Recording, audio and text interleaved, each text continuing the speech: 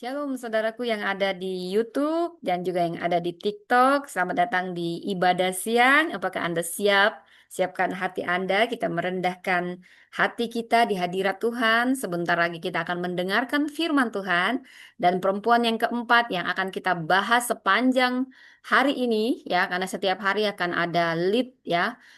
Sambil saya penyusunan buku Empower Woman, kita akan membahas setiap perempuan signifikan mulai dari perjanjian lama sampai selesai, perempuan-perempuan signifikan yang bisa dijadikan teladan, ya, apa saja, ya, sebagai baik itu kebaikan dan keburukannya akan kita bahas dan apa yang menjadi panggilan pemenuhannya. Saudara, saat ini kita akan membahas seorang tokoh perempuan yang bernama Ribka. Wow, senang sekali ya bisa membahas tentang tokoh perempuan Ribka.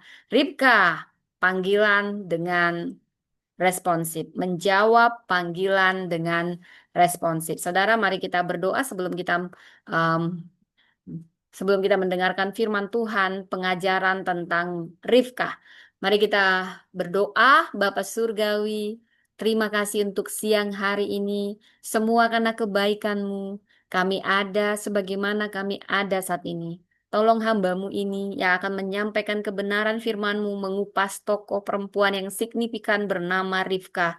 Roh Kudus, penuhi hamba dengan karunia hikmat, pengetahuan, kepasihan dalam mengajar dan memberitakan firman Tuhan. Sembunyikan hamba di balik kuasa salib-Mu, biar hamba memberitakan firman-Mu dengan otoritas dan wibawa ilahi. Sebagai duta kerajaan surga, tutup bungkus tempat ini, hamba, keluarga, kami semua yang mendengar dengan kuasa darah Yesus. Dan kami sepakat mematahkan setiap kuasa yang coba menghalangi pemberitaan firman Allah dihancurkan. Setiap keakuhan manusia dihancurkan dengan kuasa darah Kristus. Biar Roh Kudus, kau bicara lewat mulut bibir hamba, bicara juga pribadi, lepas pribadi. Dan kami bukan hanya pendengar firman, terutama pelaku firman yang menghidupi firman Allah. Dan kami siap mendengar Roh Kudus, biarlah hati kami yang seperti tanah yang subur ini berfirmanlah, sehingga firman itu bertumbuh, berdampak menjadi terang dan garam dimanapun kami berada. Di dalam nama Yesus Kristus kami berdoa. Amin, amin, amin. Apa kabar saudara yang ada di TikTok?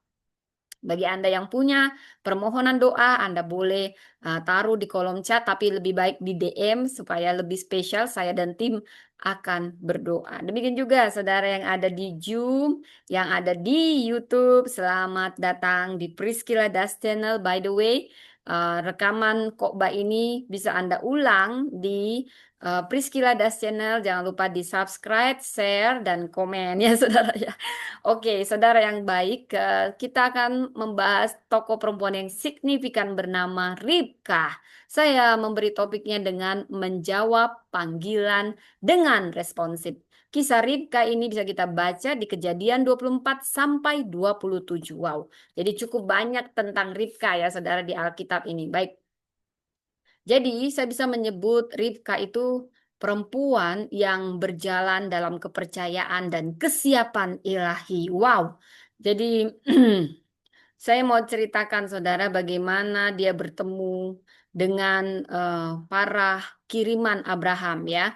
Dia tidak sedang bermimpi tentang pangeran berkuda atau lamaran mewah. Dia tidak mempersiapkan diri untuk menjadi istri seorang patriark yang akan melanjutkan garis keturunan janji Allah, tapi dia hanya mengasah ketaatan dalam tugas sederhana, memberi air kepada ternak dan menjawab kebutuhan orang asing dengan kemurahan hati. Saudara, tapi justru di tempat sederhana, ya, di dalam rutinitas Ribkah sehari-hari yang biasanya dia lakukan, Tuhan mengetuk hati Ribkah. Seorang hamba tua datang dan meminta minum, saudara. Kisahnya begini, saudara. Ya, bila kita membaca dari Kejadian 24 khususnya ayat 19, Ribka punya hati yang sangat murah hati. Dia tidak hanya memberi minum pada air orang tua ini, si hamba ini, dia tidak membeda-bedakan orang. Dia wanita yang berhati mulia. Dia berkata, aku juga akan memberi minum unta-untamu sampai puas. Bayangin, yang diminta sedikit, yang dia beri double-double porsi. Ini wanita excellent yang memberi lebih dari yang diminta. Padahal dia tidak pernah tahu latar belakang orang tua ini. Ini ketulusan, kemurnian, ketulusan dan kemurnian kiranya mengawal aku. Demikian saudara ya. Nah, ini yang dipenuhi oleh ketulusan dan kemurnian ada di hati seorang wanita yang cantik jelita. Saya yakin Ribka sangat cantik bila Anda membaca dari Kejadian 24 sampai 27. Dia sampai diiming-imingin oleh raja-raja yang lain ya saudara ya. Karena kecantikannya dan bukan hanya fisiknya yang cantik saudara, tapi juga batin dan jasmanianya sangat cantik. Dia memberi lebih dari yang diminta, saudara. Saya bangga sekali sama orang-orang yang seperti ini, saudara ya. Saya kagum sama orang-orang yang punya hati seperti ini. Saya senang dengan perempuan-perempuan yang demikian ya, saudara ya. Baik, saudara, saya juga akan membahas tentang bagaimana si Ribka ini bisa memenuhi panggilan ya, saudara ya. Jadi, si Ribka siapa dulu, saudara? Dia garis keturunan Abraham sebenarnya, ya. Dia selain cantik rajin dia menimba air, ya. Jadi Tuhan sedang menata langkahnya. Dia selain cantik, gadis muda, ya. Eh, ya ini menyenangkan sekali kalau kita membaca kisah Ribka ini, ya, saudara ya. Sebentar ya, saudara. Ya, oke. Jadi, dia garis keturunan Abraham pada dasarnya ya. Dan juga Ribka ini hidup jauh dari janji tanah Kanaan. Dalam ketuduhan yang biasanya di sore hari dia mengambil air, dia tidak tahu dia sedang menuju perjumpaan ilahi, saudara ya. Dengan rencana Allah yang jauh lebih besar daripada dirinya. Dan dan saat panggilan datang tanpa peringatan, Ribka tidak sedang bermimpi, ya. Dia tidak mempersiapkan diri jadi istri seorang patriark, istri Ishak, ya. Dia hanya melakukan rutinitasnya dengan taat dan hatinya tetap mulia. Dia memberi pada orang lain lebih dari yang diminta. Dia menjawab kebutuhan orang asing dengan kemurahan hati. Dia wanita yang penuh dengan kemurahan hati. Dan di tempat sederhana, tempat dia biasa menimba air, biasa melakukan rutinitasnya, Tuhan mengetuk hatinya. Dia memberi air dengan tulus pada orang asing dengan murah hati. Dan dia punya respon sederhana tetapi sangat penuh makna. Saudara, Anda tidak akan pernah tahu Anda sedang diperhatikan untuk dipromosikan, saudara. Karena itu tuluslah kepada tiap orang. Jangan beda-bedain orang. Ini sebenarnya dia ini datang ini kayaknya keturunan keturunan raja-raja. Ini kayaknya orang bangsawan. Saya baik-baik. Saya akan siap-siap gitu ya. Banyak orang sekarang nggak tulus, saudara ya. Hanya lihat ini keluarga mana ini ya, baik nggak deh ini ya, ini orang kaya nggak ya. Saudara, tulus aja. Bahkan yang Anda pikir tidak bisa memberi Anda apa-apa, perlakukan dia dengan baik. Anda tidak tahu, mungkin itu security, mungkin itu hanyalah pegawai biasa, tapi Anda murah hati pada setiap orang tanpa melihat latar belakangnya. Surga mungkin sedang menatap Anda untuk mempromosikan Anda. Saudara, tidak perlu dibuat-buat. Ada yang memang sok baik karena dia tahu, ini masuk TV, masuk TV, masuk TV sama temannya dia bilang, barulah dia baik. Pada dasarnya dia nggak baik. Dia suka beda-bedain orang. "Hah, ini sebenarnya yang bergaul sama saya, ada untungnya nggak ya sama saya? Banyak begini, saudara. Muak banget saya yang begini-begini, saudara ya. Jangan marah-marah, Bu Pendeta. Ya, ya saya hanya bilang, tulus. Hati yang tulus seperti merpati. Hanya kau yang memiliki. Nah, ini suaranya bagus nggak kedengaran? Kasih yang tulus. Nah, ini saya nyanyi-nyanyi aja nanti nggak jadi kok banyak, saudara ya. Jadi, tindakan Ribka murah hati. Dia cepat tanggap.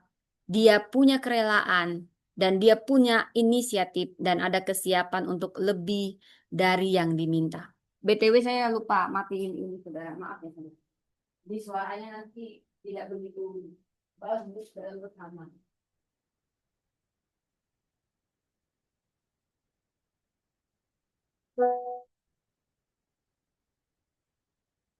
Nah, saya baru ingat, mohon maaf yang ada di YouTube ya. Halo, apa kabar? Baik, saudara. Jadi, tanpa sadar, Ribka sedang menjawab panggilan Tuhan dengan ketulusan hatinya yang penuh makna, kemurahan hatinya. Ya, dia cepat tanggap dan punya kerelaan, punya inisiatif yang enggak. Dia cantik, cerdas, murah hati, baik. Orangnya cekatan ya. Saya suka banget wanita-wanita yang begini. Nggak modal cantik doang ya, foto-foto, selfie-selfie doang, tapi nggak punya akhlak ya.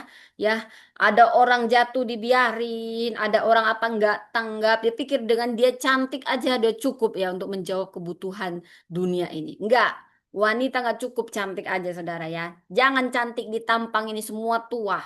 Nah, tapi cantiklah dari dalam. Responsif lah ya, adalah inisiatif ya. Bahkan ada kesiapan untuk memberi lebih dari yang diminta. Seperti Ribka, Anda tidak tahu surga sedang mereview Anda untuk promosi-promosi yang Anda tidak akan pernah duga, saudara ya.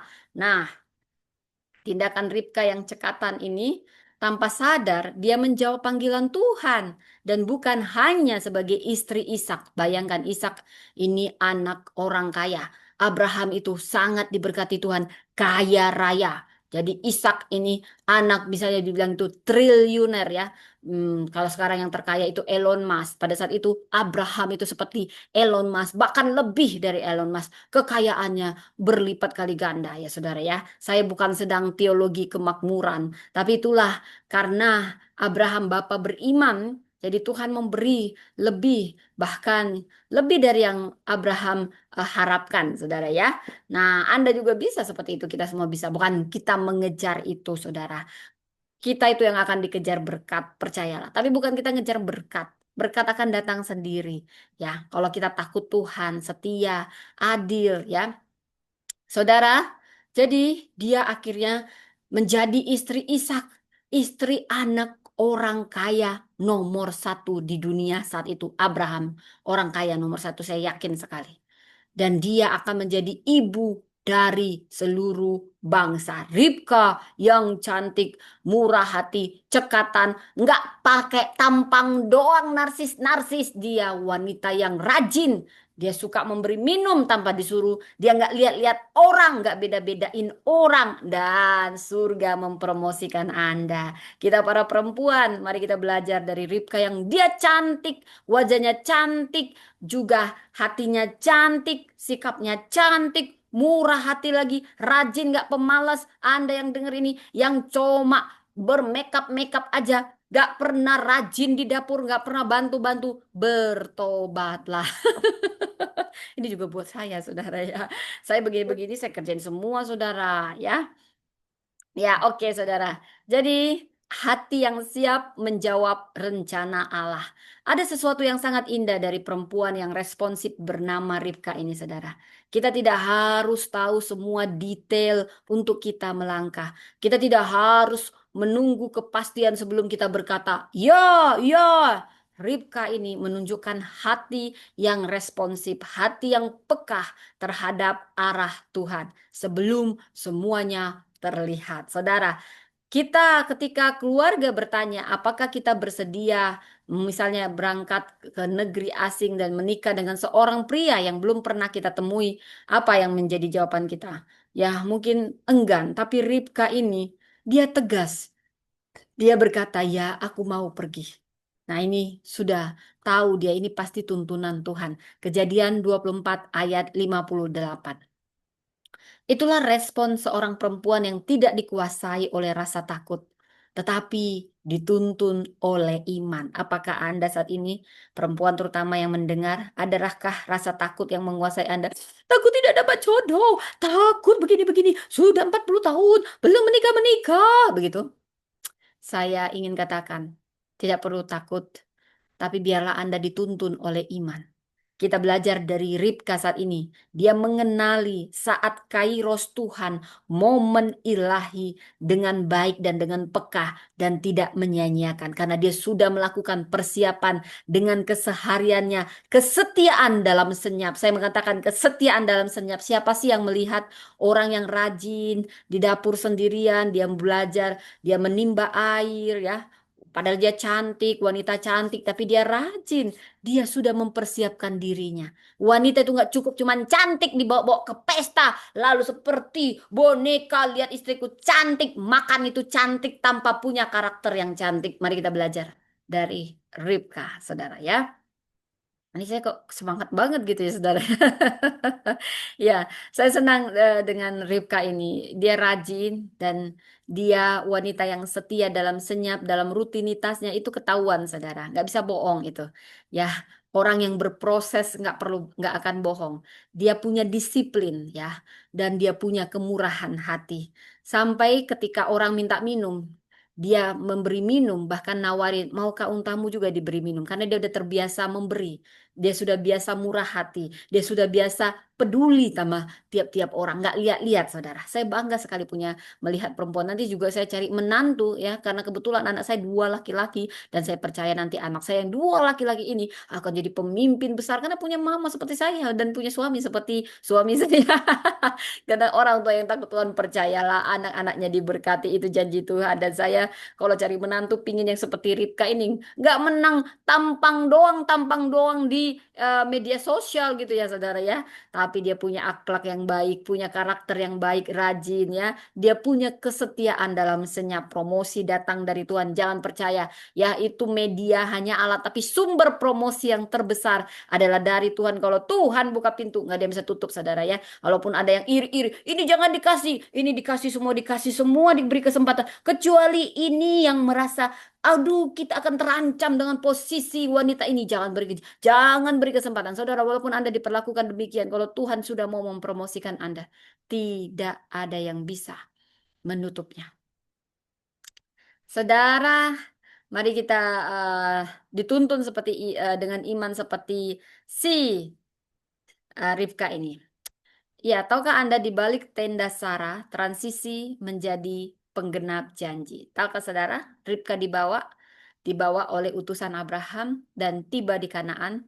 Ishak ke tenda ibunya. Ishak sangat menghargai ibunya Sarah. Mungkin ibunya Sarah sudah duluan meninggal dibanding Abraham. Dan Sarah di sana eh, dia dihibur. Di sana pula dia mengambil tempat sebagai perempuan generasi berikutnya dalam garis janji Allah. Tapi hidup tidak berhenti di pelaminan. Perjalanan Ribka bukan sekedar kisah cinta, saudara.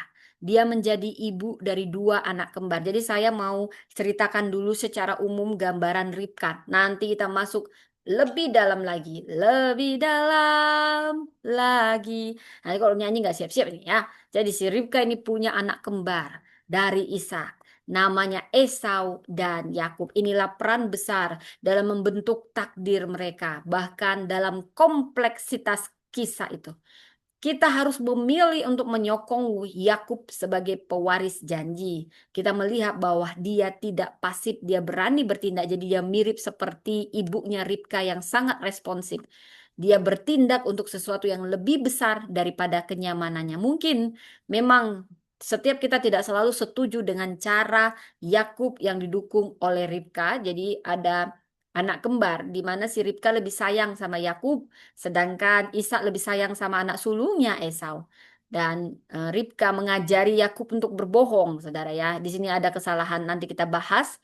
Tapi keberaniannya menunjukkan bahwa perempuan dalam rencana Allah bukanlah penonton pasif. Sekalipun mungkin itu kita bisa menilai dengan berbagai hal, saudara. Terlepas dari itu, saya suka melihat sesuatu yang positif dari tiap orang, termasuk Ribka. Dia bukan penonton pasif. Memang dia mungkin terlalu agresif, terlalu responsif, saudara. Tapi ada yang positif selalu dari situ. Jangan pasif.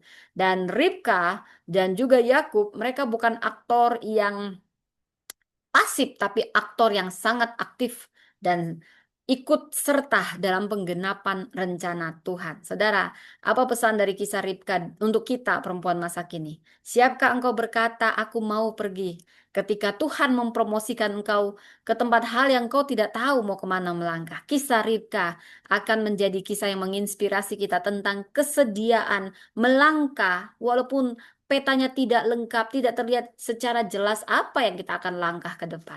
Ini mungkin akan menuntun Anda yang saat ini dalam pilihan di ujung. Mungkin firman ini saya percaya bukan suatu kebetulan, tapi ini akan menuntun setiap kita karena saya percaya Roh Kudus sedang bicara pada seseorang di sini, saudara ya. Saat firman ini diberitakan, saya selalu percaya tidak ada firman yang kembali sia-sia. Mungkin ini akan menjadi tuntunan Anda juga untuk menjawab panggilan Tuhan saat ini. Saudara, ini tentang hati yang responsif, yang memberi lebih dari yang diminta, yang membuka pintu ketika Allah mengetuk dan berkata, "Ya."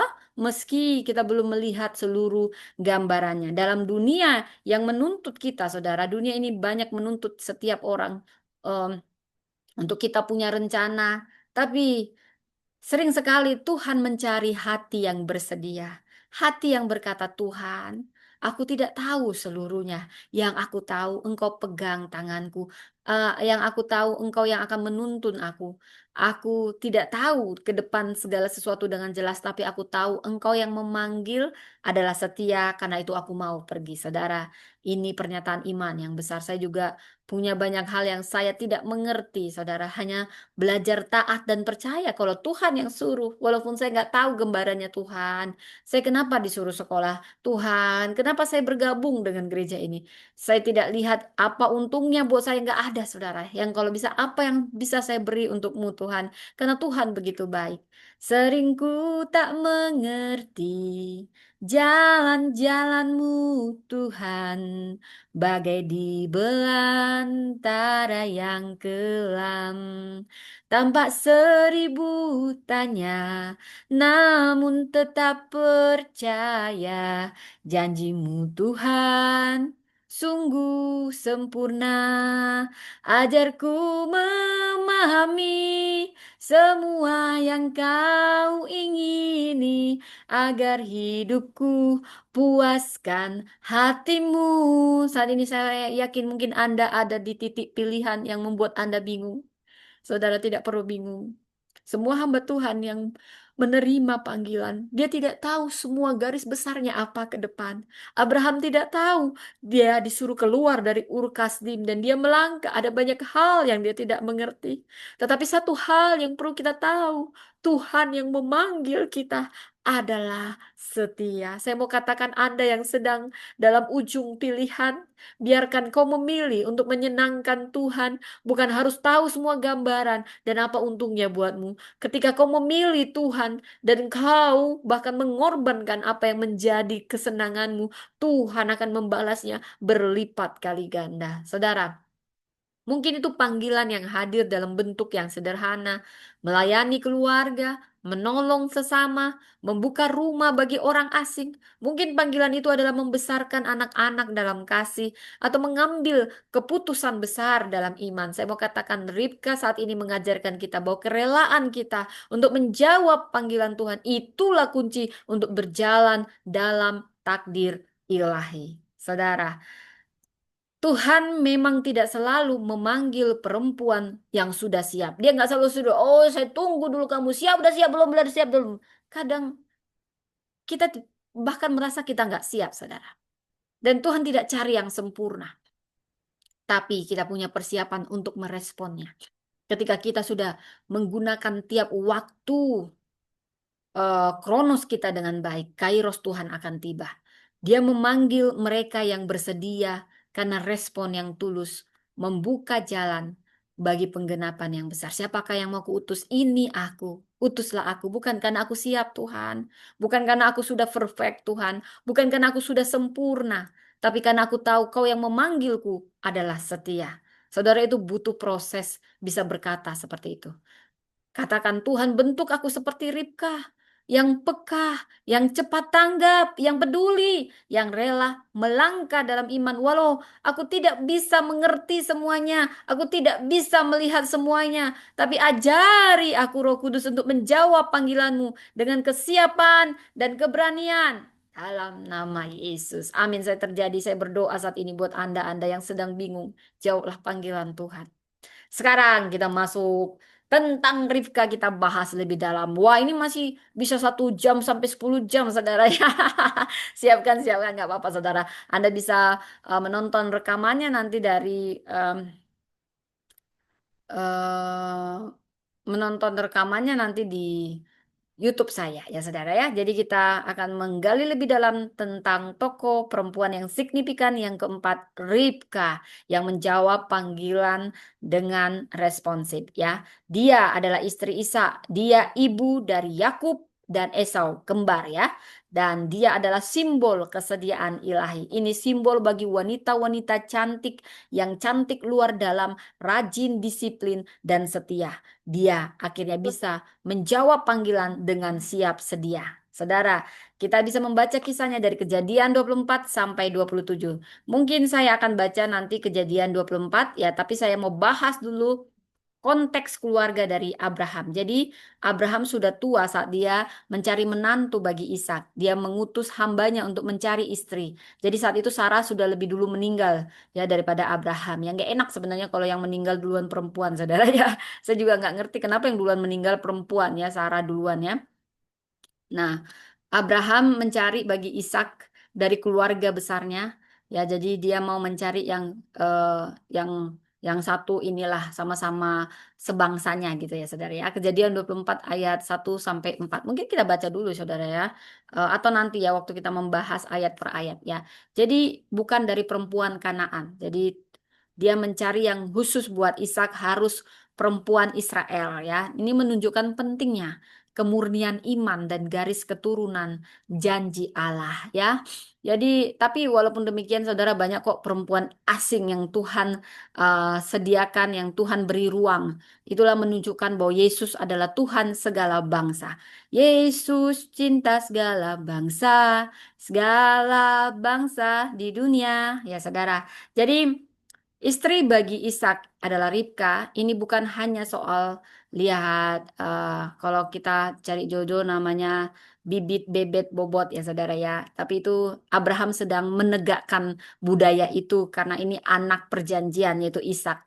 Jadi dia harus cari istri yang benar-benar. Nanti juga saya untuk anak perjanjian saya dua orang yang luar biasa calon pemimpin itu akan saya cari menantu yang benar-benar takut Tuhan, cantik luar dalam. Iya. Jadi ini bukan hanya persoalan keluarga, tapi bagian dari penggenapan janji Allah kepada Abraham. Saudara, jadi ini perjalanan hamba ke Haran yang diutus oleh Abraham. Hamba Abraham membawa misi besar. Dia berdoa, saudara, meminta tanda. Bila kita baca dari Kejadian 24 ayat 12 sampai 14, dan bahkan dia meminta tanda khusus dengan ketulusannya berdoa karena dia nggak mau asal bawa perempuan. Ya, hati-hati kalau salah bawa istri, saudara ya. Itu seumur hidup penderitaan Anda. Makanya berdoalah sungguh-sungguh cari pasangan hidup, ya. Jadi dia tidak hanya mau perempuan yang hanya menawarkan air, tapi juga eh, menawarkan air buat dia dan unta-untanya. Dia minta tanda seperti itu. Lalu muncullah Ribka yang cantik, yang rajin, yang disiplin. Dan itu menjadi jawaban dari doa hamba si Abraham ini. Dan Tuhan melihat tanda bahwa kalau kita tulus berdoa, kita bakal minta tanda supaya kita nggak salah, saudara. Tapi jangan asal minta tanda. Ya, ini ketulusan, kemurnian didasari. Jangan sosokan Anda juga ya. Kalau bukan dari Tuhan, jangan coba-coba. Nanti Anda termakan kata-kata ya. Dan kadang kita bisa kok minta tanda dari Tuhan dengan tulus. Nah, seperti yang dilakukan hamba si Abraham ini. Dia minta tandanya jangan aneh-aneh. Tandanya juga harus minta yang Alkitabiah ya. Tanda bahwa Tuhan turut bekerja dalam segala sesuatu bahkan dalam detail kecil apapun. Nah, setelah dapat tanda dan terkonfirmasi, maka Ribka pun dibawa kepada Ishak dan terjadilah pernikahan dan mereka sangat sangat mencintai. Ini kalah sinetron-sinetron, saudara ya. Ribka meninggalkan keluarganya dan tanah kelahirannya. Dia pergi ke tanah asing, dia menikah dengan seorang yang belum dia kenal secara pribadi. Dia hanya percaya, aduh kalau saya jadi dia mungkin belum tentu seperti dia saudara ya. Aduh siapa nanti laki-laki yang akan dijodohkan sama aku. Aku tuh sangat memilih saudara ya. Dan kadang kalau aku udah nggak suka, aku buat ulah supaya dia pergi sendiri saudara. Tapi saya senang dengan Ribka. Dan Tuhan tidak salah pilih. Dia cocok buat Ishak dan Ishak cocok buat Ribka. Ribka meninggalkan keluarganya dan tanah kelahirannya untuk pergi ke tanah asing yaitu tanah Kanaan saat itu untuk bertemu dengan Ishak, menikah dengan orang yang belum dia kenal secara pribadi. tapi dia percaya kepada Tuhan karena dia juga wanita yang selain cantik luar dalam, saudara rajin, dia juga sangat religius. Saya yakin sekali. Dia dibawa masuk ke tenda Sarah. Karena Sarah ibu Ishak yang sangat Ishak sayangi. Dan dia menjadi penghibur bagi Ishak. Karena Ishak sangat berduka ketika ibunya sudah meninggal pada saat itu. Sehingga Abraham mencari penghibur yaitu istri bagi anaknya Ishak. Jadi Anda ya, kalau anak Anda sedang berduka sudah waktunya untuk nikah. Mungkin sudah waktunya dia dinikahkan. Jangan seperti itu ya. Ini salah satu solusi ya. Mungkin kita nggak tahu hidup ini ya. Mungkin siapa yang duluan meninggal, siapa apa. Tapi kalau ada kabar duka, mungkin akan terobati cepat setelah ada kabar sukacita ya. Seperti kepergian Sarah bukan hanya membuat sedih pasangannya Abraham, tapi juga anaknya si Ishak yang sangat mengasihi ibunya.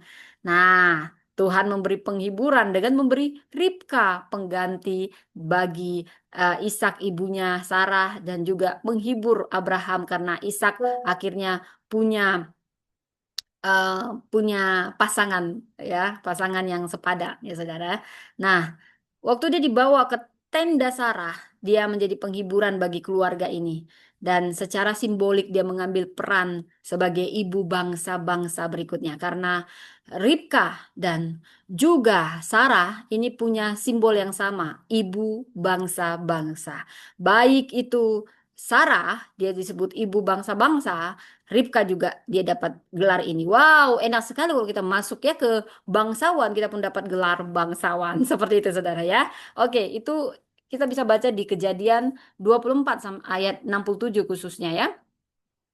Dan lalu setelah menikah ada kehamilan dan dia menjalankan perannya sebagai ibu. Kita bisa membaca kisah ini di Kejadian 25 khususnya ayat 21 sampai 23. Awalnya Ribka mandul. Saudara pernah nggak Anda membayangkan kenapa sih mandul-mandul mulu ya orang-orang wanita-wanita penting dan signifikan di Alkitab itu mandul, saudara. Sarah yang cantik, jelita, sangat dikagumi banyak raja dan sangat dicintai oleh Abraham, mandul. Ribka juga dipilih Tuhan, mandul. Kok mandul-mandul sih gitu ya? Kok dipikir-pikir mandul dulu, aib, saudara. Ternyata Tuhan mau ada sesuatu yang besar yang Dia izinkan, saudara, supaya kita tahu itu bukan karena hal yang biasa secara manusiawi, tetapi memang supranatural dari Tuhan.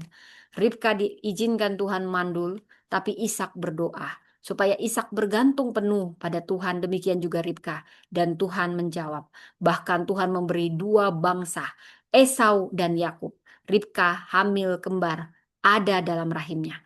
Dia menerima nubuatan ilahi yang tua akan menjadi hamba yang muda. Kejadian 25 ayat 23. Kalau kita bahas lagi tentang Yakub ini banyak banyak kisah di dalamnya. Saya sangat bangga sekali dengan ini. Oke, ada Oscar Lado. Mohon doakan anak saya Ricky tanggal 1 Juli naik pangkat dari AKP ke Kompol di Poresta. Oke Pak, selamat ya buat Bapak Oscar Lado dan keluarga. Haleluya, amin. Nanti kita akan doakan buat Ricky ya sebagai duta kerajaan surga di pemerintahan. Amin, amin, amin. Saya bangga dengan orang-orang yang dipakai Tuhan dahsyat. Kita sebagai sesama tubuh Kristus akan mendukung. Saya mohon maaf kalau semua saya tidak bisa baca saudara karena kadang terhalang ya saudara ya.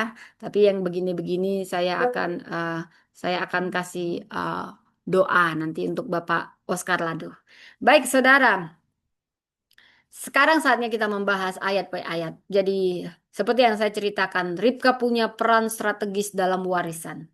Apa peran strategis perempuan signifikan ini? Bila kita membaca tepatnya di Kejadian 27 ya saudara ya, Ribka menjadi pengatur. Ya selamat siang ya semuanya, selamat siang ya. Jadi eh, Ribka menjadi pengatur rencana agar Yakub menerima berkat kesulungan. Jadi kadang juga si Ribka ini terlalu over responsive ya. Karena dia dapat nubuatan, langsung dia bantu-bantu Tuhan. Sebenarnya juga nggak usah terlalu over responsive. Saya jadi ingat diri saya overacting. Pernah juga saya dibilang overacting lah. Saya terima itu. Oh Tuhan ampuni aku. Kadang ada saatnya kita diam, saudara. Ya saya jujur aja padanya. Saya juga banyak belajar. Tidak ada kita yang sempurna. Kita belajar terus dan belajar terus ya. Jadi si Rika ini dia ya seperti mau membantu Tuhan ya dalam prosesnya, tapi justru mengajari anaknya yang kurang baik. Jadi seakan-akan penipu gitu, saudara ya. Jadi kadang tidak harus seperti itu sebenarnya ya. Jadi saudara, kita baca lagi kisah si Ribka ini, saudara ya. Nah, Ribka menjadi pengatur. Dia mencoba menolong nubuatan dari Tuhan ini agar Yakublah yang menerima berkat kesulungan meski caranya dipertanyakan. Dia bergerak dengan berdasarkan keyakinan terhadap nubuatan Tuhan. Saudara, kita akan membaca, saya akan membaca kejadian, mungkin nggak semua ya karena banyak sekali. Mungkin saya akan pilih kejadian 24 langsung ke ayat 12 ya. Saya akan baca dulu saudara, baru nanti kita bahas maknanya ayat per ayat. Kejadian 24 ya saudara ya. Ini banyak kisah-kisah yang menyenangkan ya. Ribka menjadi istri Ishak ya. Mungkin ayat 12 langsung ya, ayat 12 ya. Kejadian 24 ayat 12 sampai dengan ini banyak sekali ya. Wow, ini sampai banyak sekali. Berkatalah, iya Tuhan, Allah Tuanku Abraham, buatlah kiranya aku berhasil hari ini. Tunjukkanlah kasih setiamu kepada Tuanku Abraham. Sekarang aku berdiri dekat mata air dan anak-anak perempuan penduduk kota ini datang keluar untuk menimba air. Kiranya terjadilah begini, anak gadis yang kusapa dengan kata-kata ini, tolong miringkan kendimu supaya aku minum. Dan dia menjawab, minumlah, dan unta-untamu juga akan kuberi minum. Dialah yang kau tentukan bagi hambamu Ishak. Jadi di sini ujian kerendahan hati, ujian kepedulian, ujian kemurahan hati untuk menjadi istri seorang konglomerat, seorang anak perjanjian ya, seperti Ishak. Kemudian demikianlah akan ku ketahui bahwa engkau telah menunjukkan kasih setiamu kepada tuanku. Sebelum ia selesai berbicara, datanglah Ribka yang lahir bagi Betuel, anak laki-laki Milka, istri Nahor. Nahor itu saudara Abraham. Ribka membawa kendi di atas bahunya. Jadi ini anak yang rajin, udah cantik, rajin lagi saudara ya. Anak gadis itu jadi dia masih gadis, sangat cantik parasnya, seorang perawan. Jadi ini cantik luar dalam ya, murni gitu ya. Dan belum pernah disentuh laki-laki. Ia turun ke mata air dan mengisi kendinya, lalu naik lagi. Hamba itu berlari menemuinya dan berkata, tolong beri aku minum sedikit air dari kendimu ini. Ini ujian kepekaan seorang perempuan yang tidak hanya main tampangnya yang cantik, tapi hatinya juga cantik. Dan jawabnya, minumlah Tuhan. Ini murah hati, ini tulus hati, ini wanita yang luar biasa. Ia segera menurunkan kendinya. Dia nggak pelit, saudara. Dia murah hati, dia baik. Ke tangannya dan memberi dia minum. Setelah ia selesai memberi hamba itu minum, ia berkata, untuk unta-untamu juga akan kutimba air. Dia murah hati sekali ya, nggak hanya sekedar dia extra mile, saudara. Sampai semuanya selesai minum. Ia segera menuang air dari kendinya ke dalam palungan dan berlari lagi ke sumur untuk menimba air. Ia menimba air untuk semua unta orang tuh. Bayangkan, ini kan perempuan ya cantik, masih muda, dia mau bersusah-susah menolong orang, padahal dia hanya minta menjawab, udah syukur kan dia ngasih minum gitu ya, malah dia nawarin diri, apakah untamu mau dikasih minum? Ini wanita extra mile, ini wanita excellent, ini wanita yang tidak hanya sekedar cantik, banyak orang udah jelek, diminta aja, ngasih sekedar itu pun berat. Ini udah cantik, rajin, malah extra mile. Apa mau juga saya kasih untamu? Dia mau kerja ekstra, bayangkan. Wah, jarang wanita cantik seperti ini. Udah sulit mungkin zaman sekarang, saudara ya. Ribka ini memberi saya juga belum tentu saya sebaik Ribka ini. Tapi ini kayak Tuhan memberi saya. Extra mile, Priscila. Extra mile, Priscila. Siapapun anak gadis ini yang belum dapat jodoh, jangan kau hitung-hitungan. Jangan cuman kau filter-filter di wajahmu itu supaya cantik di media sosial. Percantik hatimu, percantik doamu, percantik karaktermu. Saya yakin kau akan menjadi istri-istri miliuner, konglomeratnya Tuhan. Beda dengan konglomeratnya dunia ini. Ya, anak-anak gadis yang lagi cari jodoh. Jangan cuman kau lihat-lihat apakah dia kaya, apakah dia ini. Perkaya dirimu ya. Kalaupun dia biasa nanti, dia pasti akan kaya kalau nikah sama istri yang baik sepertimu ya. Karena istri itu juga sangat-sangat menentukan kekayaan suami ya. Tahukah saudara, suami saya itu kaya setelah menikah sama saya. Wih. Nggak percaya, saudara tanya aja suami saya. Karena apa? Karena saya tahu berhemat, saya tahu bagaimana menabur benih, dan saya juga tahu bagaimana ya kita nggak boleh hemat banget. Hemat ada waktunya. Apalagi kalau kita berhemat supaya kita bisa memberi sama yang susah, itu pengorbanan, saudara ya. Kadang sudah sulit mencari yang begini. Taunya cuman egois ya. Saya punya keluarga pelit banget ya, saudara ya. Kalau mau apa cuman dia sama anak-anaknya, perhitungan banget ya. Kalau datang pun ke rumah kita sesama keluarga, apakah ada yang mau kujual, asuransi kah, ini nggak ada yang tulus, saudara ya. Jarang antar keluarga juga sepupu, udah jarang yang tulus, saudara. Tapi percayalah, orang-orang yang tulus memberi tanpa ada udang di balik bakwan, itu yang akan diberkati Tuhan berlimpah-limpah. Ini kita balik lagi, nanti nggak selesai-selesai ayatnya. Ya, oke, ini sampai 58, tapi saya gini aja deh. Mungkin sampai 20 kali ya. Ia segera menuang air dari kendinya ke dalam palungan dan berlari lagi ke sumur untuk menimba air. Ia menimba air untuk semua unta orang itu. Orang itu memperhatikannya diam-diam untuk mengetahui apakah Tuhan membuat perjalanannya berhasil atau tidak. Setelah unta-unta itu selesai minum, orang itu mengambil anting-anting emas. Nah, Anda yang murah hati, perempuan-perempuan yang tulus, saudara. Nah, ada nanti dikasih emas sama Anda. Makanya jangan cuman wajah Anda yang Anda pernak-pernik, bukan hanya media sosial Anda, hati yang tulus, karakter yang baik. Hati yang tulus seperti merpati.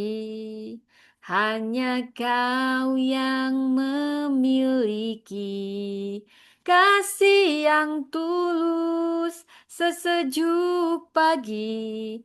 Ada padamu kekasih. Saudara, Anda perempuan yang belum punya jodoh dan sedang mencari jodoh.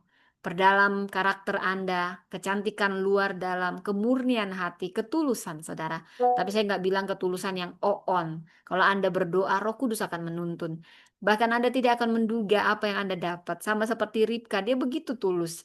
Ini ketulusan karena berproses. Ada kesetiaan dalam senyap, saudara.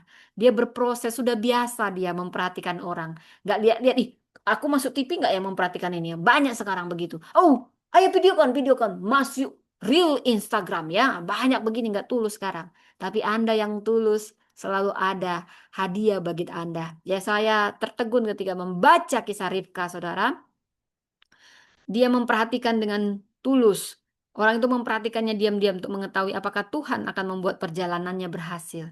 Setelah dia ngasih minum dengan tulus, si hamba orang asing ini bahkan unta-untanya, maka dia pun memberi anting-anting emas. Anda baik, tulus. Tulus nggak ada bakwan di balik batu. Bukan karena mau jualan MLM. Bukan karena ada ini itu, anak itu Anda nyapa-nyapa. Tapi tulus, tulus. Selalu ada hadiah yang tidak terduga akan Tuhan beri kepadamu. Sama seperti Ribka.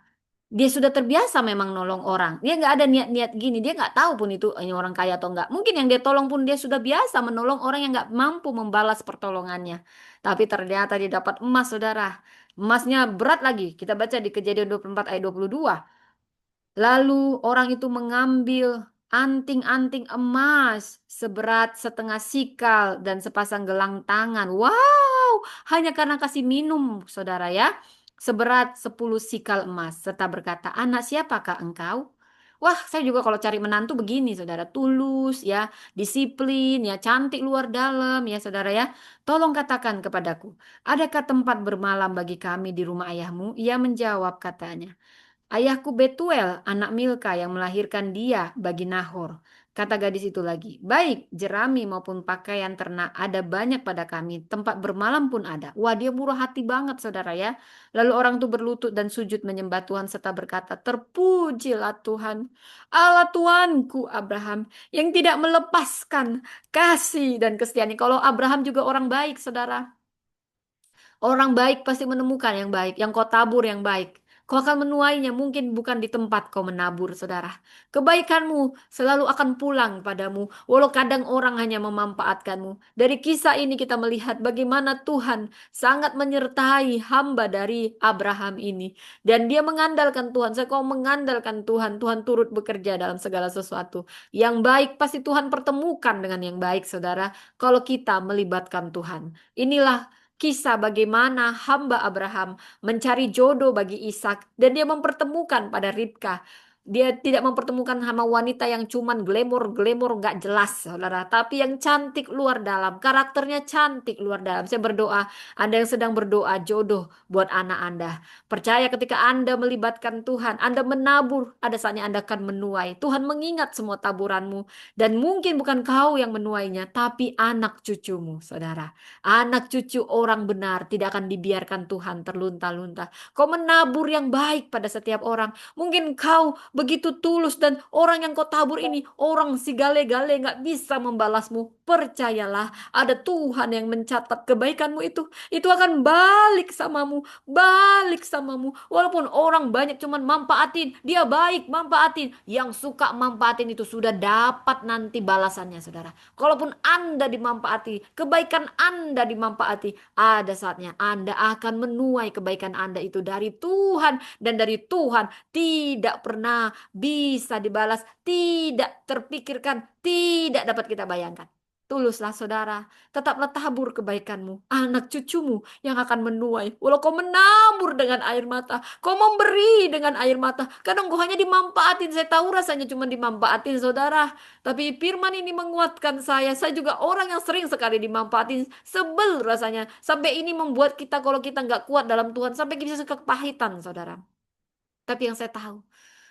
Jangan harap dari manusia. Haraplah dari Tuhan. Tapi juga bukan kita itu tulus. Bukan karena kita mau dibalas-balas, saudara.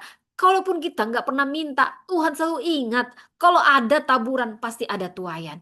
Itu janji Tuhan yang menabur dengan mencucurkan air mata akan menuai dengan sorak-sorai. Mungkin bukan Anda langsung, tapi anak cucu Anda. Tapi saya juga yakin Anda pun akan menikmatinya. Saudara, kadang kita menabur dan kita menuai di tempat yang berbeda, bukan di tempat yang kita tabur. Tapi itu semua akan balik pada kita. Makanya, dan sama persis kalau Anda cuma mau manfaatin orang dengan topeng-topeng Anda juga akan menuainya. Karena itu, kalau Anda mendengar ini, bertobatlah. Oke, oke. Jangan marah-marah lah Ibu Priscila, Pendeta Priscila. Iya, iya, iya. Saya nggak marah-marah, saudara. Saya mengingatkan diri saya dan Anda semua. Kita kembali ke firman Tuhan ya, saudara ya. Nah, aku pun telah Tuhan tuntun di jalan ke rumah saudara-saudara Tuanku. Anak gadis itu berlari menceritakan kejadian itu kepada seisi rumah ibunya. Nah, Ribka punya ibu di sini ya, yang menguatkan. Pasti ibunya senang deh punya anak perempuan yang rajin kayak gini. Dapat miliuner, triliuner ya dalam Tuhan. Ya, bukan mata duitan, saudara ya. Bukan uang semuanya, saudara ya. Tapi dalam Tuhan semuanya berkelimpahan, baik berkat jasmani rohani Tuhan sediakan. Itu yang paling penting, saudara ya. Jadi Ribka punya saudara laki-laki Laban. Nah, ini nanti mungkin sampai sini dulu. Saya bahas nanti kita lupa, saudara. Jadi tadi dari Kejadian 24 khususnya ayat 12 sampai 14 si hamba Abraham ini yang diutus mencari jodoh buat Ishak, dia meminta tanda. Jadi dia pun orang yang religius. Utusan Anda pastikan dia religius. Enggak sembarang comot-comot. Coba bayangkan kalau si Abraham mengutus hamba yang tidak takut Tuhan. Oh, asal-asal diambil pula nanti menang cantik doang diambil dari diskotik. Yang penting gue kan dapat perempuannya gitu. Nanti dia kerjasama. Kalau nanti baik-baik ya depan Abraham kan bisa saja. Tapi Abraham juga nggak gegabah. Dia berdoa. Jadi apa-apa doa, apa-apa doa, saudara, apa-apa doa, nggak ada yang kebetulan dalam Tuhan. Apa-apa berdoalah, doa kekuatan kita. Jadi kita akan dituntun Roh Kudus siapa yang harus kita utus. Nah, doakan, doakan semua, saudara ya. Jadi eh, dia berdoa, berarti dia orang yang religius. Nah, makanya pilihlah orang-orang yang religius untuk menjadi tim Anda, ya. Jadi Tuhan terlibat aktif dalam pemilihan pasangan hidup buat Ishak. Ini bukan hanya soal cinta, tapi juga panggilan. Kita belajar dari Kejadian 24 ayat 17 sampai 20, bagaimana Ribka memberi minum kepada hamba yang meminta minum ini. Dia sangat-sangat murah hati, dia malah nawarin lagi, apakah juga domba-dombamu mau? Wah, ini luar biasa, wanita rajin, udah disiplin, cantik lagi. Wah, saya berdoa Anda yang lagi cari menantu dapatlah seperti Ribka. Jadi dia responsif sekali, dia punya inisiatif, dia murah hati, dan dia rela berjerih payah. Jadi 10 ekor unta bisa minum ratusan liter air. Apa makna teologis di sini? Kesiapan melayani adalah tanda panggilan yang besar. Kita belajar teladan Ribka dari sini. Nanti kita belajar 7 teladan Ribka. Dan 3 hal yang juga perlu kita waspadai dari karakternya. Dan bila kita membaca dari Kejadian 24 ayat 58 nih, yang intinya Ribka menjawab ketika ditanya mau nggak ini ya pergi gini ya. Dan dia bilang aku mau pergi. Dari sini kita bisa melihat bagaimana respon Ribka yang cepat tanpa ragu. Karena dia juga punya orang yang kalau dekat sama Tuhan, dia dan sesama dekat sama Tuhan ya, itu pasti Tuhan kasih tanda. Kalau orang yang sudah biasa, dia akan peka. Sama seperti Ribka ini, saya yakin dia juga orang yang religius, sehingga dia peka. Dia langsung punya respon, gak banyak mulu-mulu. Ah, nanti lo aku tanya mamaku, bapakku, aku kan cantik gitu ya. Ada juga yang begitu, sadar itu juga bagus. Bukan berarti saya bilang orang Kristen on disuruh iya iya iya, enggak. Tapi dia juga pasti saya tahu Roh Kudus, kalau kita terbiasa bergaul dengan Roh Kudus, dia akan memberi kita feeling, saudara. Walaupun kita nggak mengerti semuanya, saudara. Itu nggak bisa dibohongin, saudara. Relasi kita yang dekat dengan Tuhan, itu akan membuat kita berespons yang positif. Tanpa ragu, Ribka langsung bilang, aku siap. Ini kesiapan untuk taat. Ketaatan seringkali menuntut keputusan cepat sebelum semua jawaban tersedia, bahkan sebelum kita mengolahnya dengan logika. Dari Ribka kita belajar. Kalau kita sudah terbiasa dengan persiapan, kita akan responsif, saudara. Kemudian dari Kejadian 25 kita masuk ya, kisah Ribka ada juga di Kejadian 25. Khususnya saya ambil dari ayat 22 sampai 23. Dua bangsa ada dalam kandungannya. Setelah proses perjodohan semuanya senang. Ishak senang, Abraham senang, Ribka pun senang. Percayalah kalau dalam Tuhan pasti ada damai sejahtera. Kalau itu jodoh dari Tuhan, semuanya damai sejahtera di bumi dan di surga. Nah, itu saya buat-buat lagunya, saudara ya. Ini kisah si Rifka ya. Dia senang berjumpa dengan Ishak. Ishak pun yang baru berduka karena mamanya Sarah meninggal. Dia senang ada pujaan hatinya, yaitu si Rifka ya. Pujaan hati. Apa kabarmu? Nah, gitu ya. Sekarang langsung bertemu, saudara ya. Nah, hamillah si Ribka yang awalnya mandul, dia didoakan supaya si Ishak terus bergantung pada Tuhan. Dan di sini kita tahu ini memang anak dari Tuhan, bukan hanya hubungan biologis. Nah, Ribka menjadi penerima nubuatan langsung. Ketika awalnya dia mandul, lalu dia hamil, bahkan dikasih Tuhan anak kembar, dia dapat nubuatan. Kalau dari Tuhan itu memang paket komplit, saudara. Ini jarang dialami oleh perempuan saat itu. Jadi Ribka ini luar biasa. Dia perempuan yang juga menjadi mitra pewahyuan ilahi dalam rencana penebusan. Saudara, bila kita membaca dari Kejadian 27 ayat 5 sampai 17, Ribka setelah Yakub anaknya lahir, kan ada dua anaknya, Yakub dan Esau, kembar. Esau yang sulung, Yakub yang bungsu. Tapi Tuhan bilang, nanti Yakub yang di atas dari Esau. Nah, si Ribka ini sangat responsif mengingat janji ini dan bahkan membantu untuk memenuhi janji ini. Saudara, responsif itu bagus, tapi over responsif juga tidak baik. Kalaupun mau Anda responsif baik, tapi harus tetap Alkitabiah. Tidak ada kebohongan yang Tuhan setujui. Walaupun Ribka melakukan di sini ada banyak nanti yang kita pelajari. Dia punya strategi. Strategi itu penting, tapi harus tetap jujur dan berintegritas. Disinilah letak kesalahan Ribka. Tapi Anyway, apapun itu saya mau membahas yang baik dari Ribka untuk menjadi teladan bagi kita. Dia sangat responsif, dia menyusun strategi agar Yakub, anak bungsu yang dinubuatkan akan lebih tinggi dari Esau, menerima berkat. Saudara, apa di sini maknanya? Penting peran aktif dari kita untuk mewujudkan janji Tuhan. Jadi nggak hanya pasif, iya Tuhan. Iya Tuhan ya, oh iya ya. Nonton aja lu. Harus ada peran dari kita, bagian dari kita.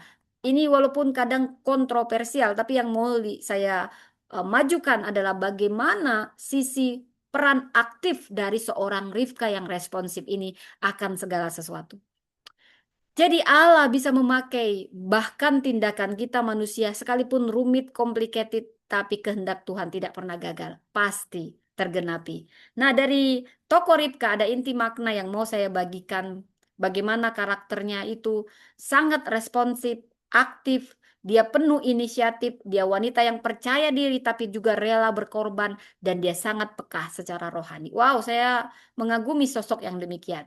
Dia dalam aspek panggilannya sebagai istri perjanjian, dan dia juga adalah ibu dari bangsa yang besar. Dia adalah mitra dalam penggenapan nubuatan ilahi. Bila kita melihat dari aspek respon si Ribka, dia tidak suka menunda-nunda, dia tidak suka tawar-menawar, tapi dia orang yang selalu siap sedia responnya karena dia selalu punya persiapan dan kedisiplinan dalam proses. Saya yakin yang berani cepat menjawab, yes, aku mau pergi, dengan karakternya yang baik, setelah kita lihat bagaimana dia peduli, saya yakin ini bukan hanya sekedar impulsif gitu ya saudara, tapi juga memang karena dia sudah terbiasa dan sehingga dia peka saudara ya.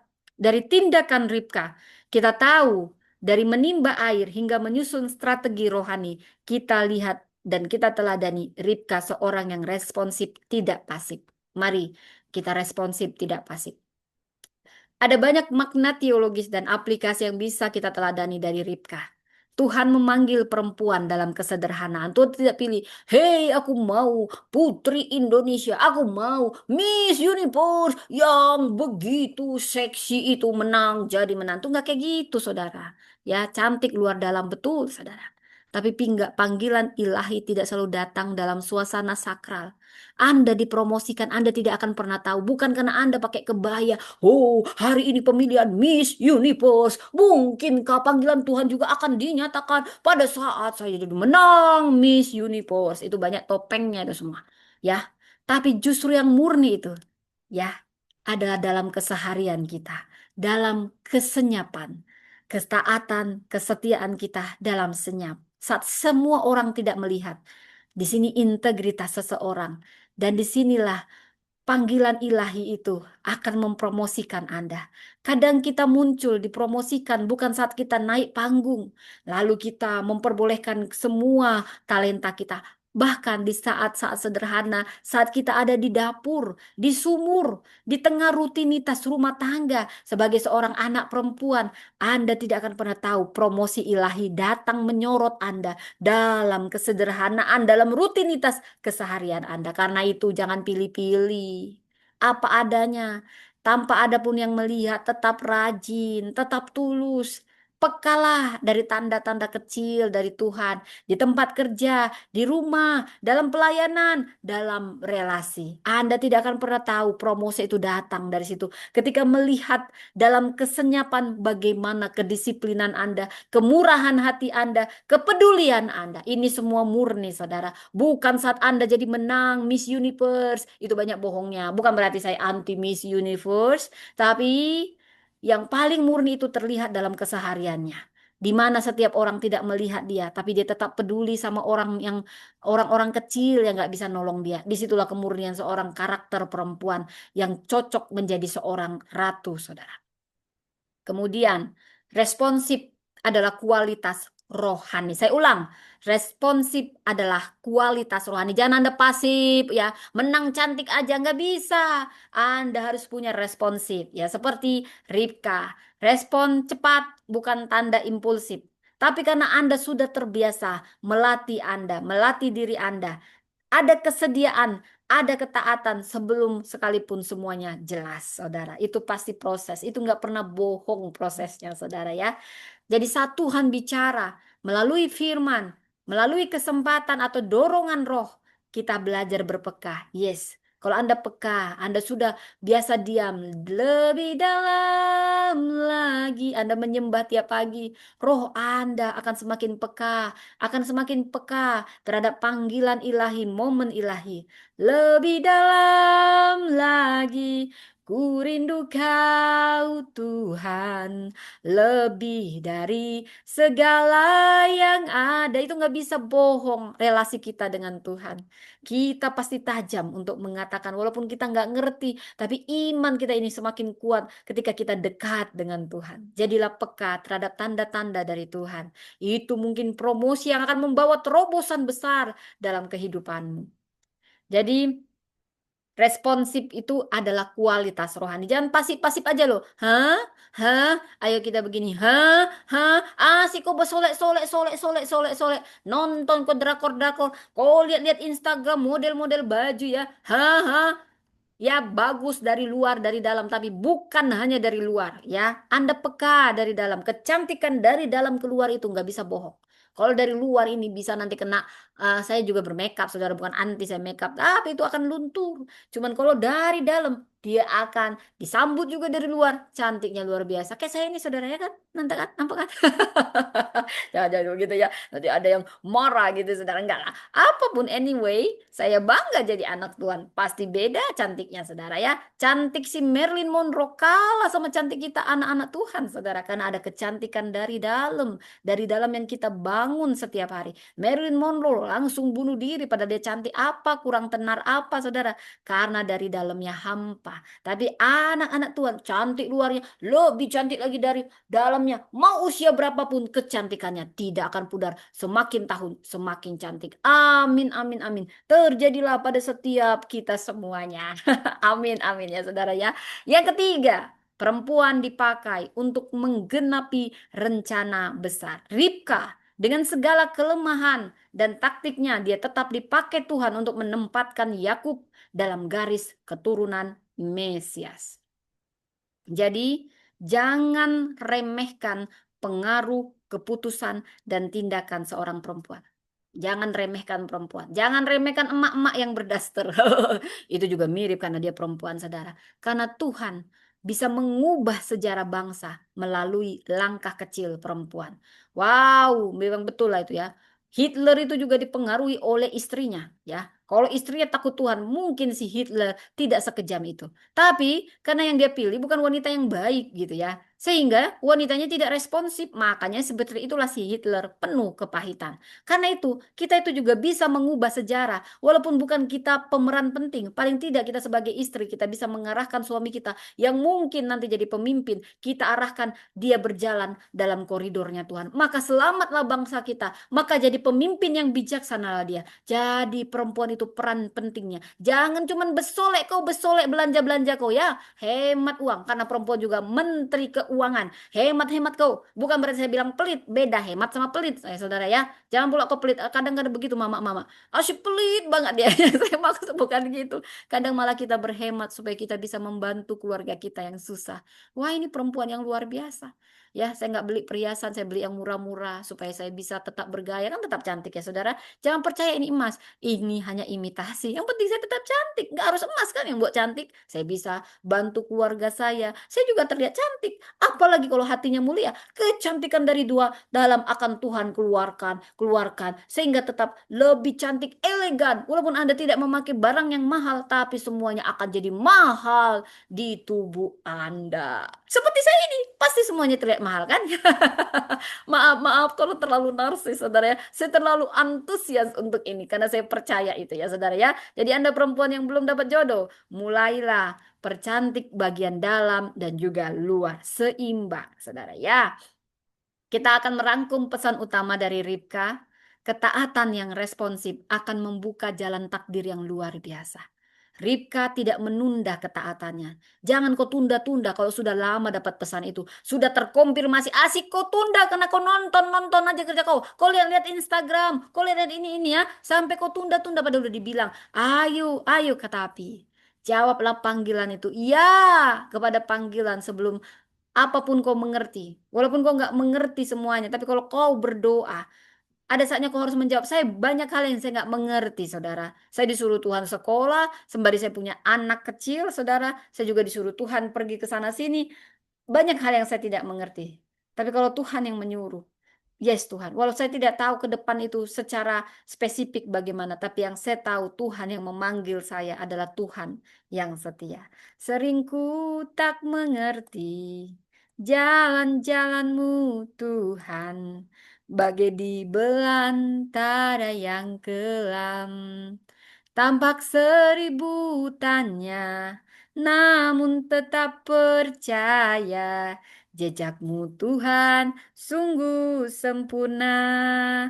Ajarku memahami semua yang kau ingini, agar hidupku puaskan hatimu. Bagimu aku rela sepenuh hati menghamba, agar hidupku puaskan hatimu Tuhan. Kau mohon maaf kalau ada yang salah bahasanya ya. Lihat saja ketulusan hatinya bertanya. Saudara, tidak perlu kita tahu semua. Tapi kalau kita tahu Tuhan yang memanggil, mari kita teladani Ribka. Walau kadang kita nggak tahu mau kemana, tapi percayalah Tuhan yang memanggilmu adalah Tuhan yang setia. Dia yang setia, yang memanggil kita. Tidak pernah menjerumuskan kita. Dia sedang menguji iman kita, bergantung penuh pada Bapa kita. Saudara, jangan kau remehkan dalam rutinitasmu setiap hari. Kesederhanaan sering sekali justru menjadi panggung Allah. Bayangkan Ribka, begitu rutinitasnya setiap hari menimba air. Dia rajin. Walaupun dia cantik, anak orang kaya nggak males. Dia tetap disiplin. Dia tetap disiplin sekalipun orang nggak lihat. Dia tetap murah hati. Walaupun orang yang dia tolong mungkin nggak bisa ngasih apa-apa sama dia. Dia punya ketulusan. Dia punya kemurnian ini yang sudah sangat-sangat jarang dimiliki oleh orang zaman sekarang. Semuanya hanya mau ajas manfaat, ajas manfaat. Saya mau katakan, kebaikanmu akan balik kepadamu. Tetaplah miliki kemurnian, ketulusan, ketulusan dan kemurnian. Kiranya mengawal aku, walaupun kadang kau hanya dimanfaatin karena orang-orang tahu di sekitarmu dia baik, dia murni, dia tulus. Manfaatkan, gak apa-apa saudara. Justru itu bisa menjadi panggung promosimu karena Tuhan tidak pernah dipiutang. Dan kamu yang suka manfaatin orang, ada saatnya juga kau akan dimanfaatkan balik samamu. Makanya kalau orang baik samamu, jangan dimanfaatin. Ini karena korban sering dimanfaatin gitu saudara ya. Tapi ini penghiburan bagi kita semua. Tetaplah murni dan tetaplah tulus hati. Yang ketiga, jadi tadi kesederhanaan adalah panggung Allah. Tuhan memilih dan memakai Ribka bukan karena status, tapi karena kesiapan hati. Karena itu persiapkanlah diri Anda. Perempuan bisa menjadi penentu arah generasi. Ribka, dia mengambil peran aktif dalam mengarahkan masa depan Yakub anaknya. Dan dia menjadi bagian penting dari garis keturunan Mesias. Anda pun akan bisa menjadi bagian penting dari sejarah dunia ini. Oh, jangan remehkan perempuan ya saudara ya. Nah, seperti Ribka di sumur, saudara, kadang Tuhan menyaring kesiapan kita di tempat paling biasa. Ujian kecil akan membuka jalan bagi panggilan besar. Tuhan tidak menguji kita di panggung. Mungkin menguji kita di keseharian kita jadi ibu rumah tangga, jadi istri, di mana kita, bagaimana kita di dapur, dalam keseharian kita seperti Ribka. Itu akan menyaring kesiapan kita di tempat yang paling biasa Tuhan menyaringnya. Dan ujian kecil yang kita menangkan itu akan membuka jalan bagi panggilan besar. Dia hanya terbiasa rajin menimba air dan murah hati kepada setiap orang. Justru itu mempromosikan dia menjadi istri konglomerat. Kamu perempuan jangan kau malas-malas. Gak usah kau lihat aji mumpung ini prianya baik nggak. Tapi juga nggak saya bilang jadi on. Pastilah kau berdoa dalam segala sesuatu. Tapi tetap menjadi murni dan tulus. Ya, nolongin orang bukan karena ada maunya. Tapi memang tulus saudara. Ya, dan Ribka ini seperti traveler yang hanya membawa kompas iman. Saudara, memang kita nggak akan bisa tahu semuanya. Tapi kalau Tuhan yang memanggil kita, Dia yang memanggil adalah setia. Kadang kita nggak dikasih peta lengkap supaya kita bergantung pada Tuhan. Tapi percayalah, kalau Tuhan yang memanggil dan kita mau berjalan dalam koridornya, kita pasti akan sampai pada tujuan ilahi. Jangan macam-macam juga, saudara ya. Disiplin, saudara ya. Perempuan yang siap pasti akan berkata, aku mau pergi karena ada disiplin setiap hari dalam rutinitasnya. Persiapan. Jadi dia akan menjadi perempuan yang akan sampai di tempat janji Tuhan. Kesiapan itu bukan hanya dilihat dari pengetahuan kita, tapi dari hati kita yang percaya dan melangkah. Dan Tuhan tidak memilih yang paling tahu, yang paling pintar, yang paling sempurna. No, sekali lagi saya katakan, Tuhan memilih yang paling mau. Karena Tuhan yang akan memampukan, menyediakan, menyempurnakan. Terpujilah nama Tuhan. Ada 7 teladan. Ini akan panjang sekali kisah Ribka, saudara. Sabarlah, sabarlah. Ada 7 teladan Ribka dalam menjawab panggilan dengan responsif. Ribka istri Ishak, ibu bangsa-bangsa juga seperti Sarah, dan dia perempuan dalam arus janji Allah. Kisahnya saya ulang lagi dari Kejadian 24 sampai 27. Teladan yang pertama, teladan responsif terhadap tanda Tuhan. Peka, peka, peka, peduli. Kejadian 24 ayat 14. Ini ayat kuncinya. Biarlah kiranya gadis yang kepadanya aku berkata, tolong miringkan buyungmu dan bla bla bla bla. Di sini kita melihat bagaimana Ribka menjadi jawaban dari doa seorang yang tulus, yang berserah pada Tuhan, yang minta petunjuk. Mungkin Anda akan menjadi jawaban doa seseorang saat ini yang lagi cari jodoh buat konglomerat yang takut Tuhan, buat orang yang kaya yang takut Tuhan. Kedisiplinan Anda, kecantikan Anda luar dalam, ketulusan Anda dalam rutinitas yang tidak terlihat oleh dunia ini, tapi Tuhan melihatnya, itu akan menjadi jawaban doa, tanda yang diminta. Karena itu tetaplah latih dirimu, sedia dalam kesenyapan sekalipun tidak ada yang melihat, Tuhan melihat. Dia hadir di waktu yang tepat. Orang yang tepat, orang yang disiplin, orang yang takut Tuhan, orang yang peka. Dia akan hadir di waktu yang tepat. Bahkan saat Anda diminta berilah lebih. Mungkin Anda nggak tahu Anda sedang disaring untuk dipromosikan. Tulus, tulus, tulus. Beri lebih dari yang diminta. Ini menunjukkan bahwa Tuhan berbicara melalui respon kita terhadap sesama. Kita perempuan masa kini, perempuan Kristen, diajak peka, peka terhadap tanda-tanda kecil dari Tuhan. Orang yang butuh bantuan, kesempatan pelayanan, bahkan panggilan dalam kesibukan sehari-hari. Respon kecil kita itu bisa menjadi gerbang kehendak besarnya Tuhan. Perempuan berdaya adalah dia yang cepat merespon bisikan kasih dan tanda kehendak Tuhan dalam keseharian. Saudara, yang kedua teladan dari Ribka, teladan kerelaan melampaui ekspektasi. Dia bergegas menuang air ke dalam palung dan berlari kembali ke sumur untuk menimba bagi semua unta. Kejadian 24 ayat 20. Di sini punya makna yang dalam. Ribka tidak hanya memenuhi permintaan, tetapi ini melampauinya. Dia menunjukkan semangat melayani. Antusiaslah. Gak harus panggungnya besar, asap-asap, lampu-lampu. Baru kau semangat. Jadi singer, jadi song leader. Ho, ho, ho, ho, ho. Di tempat yang kecil juga. Antusiaslah. Karena raja segala raja itu hadir. Bahkan dia lahir di tempat sederhana. Dia hadir dimanapun. Karena dia melihat hati, saudara. Antusiaslah dalam melayani Tuhan. Antusiaslah sepenuh hati. Ini mencerminkan semangat Yesus yang berkata, barang siapa yang memaksa engkau berjalan 1 mil, berjalanlah bersama dia 2 mil. Beri ekstra, beri ekstra. Jangan hitung-hitungan jadi singer, jangan hitung-hitungan jadi pelayan, jangan hitung-hitungan jadi guru, jadi apapun. Antusiaslah dan beri lebih. Surga sedang memfilter untuk promosi bagi Anda. Perempuan saat ini, terutama kita perempuan Kristen, kita tidak hanya hidup dalam standar minimal, tapi dalam semangat memberi lebih berkelimpahan. Semangat dalam melayani hal yang sederhana kita lakukan dengan cara yang besar.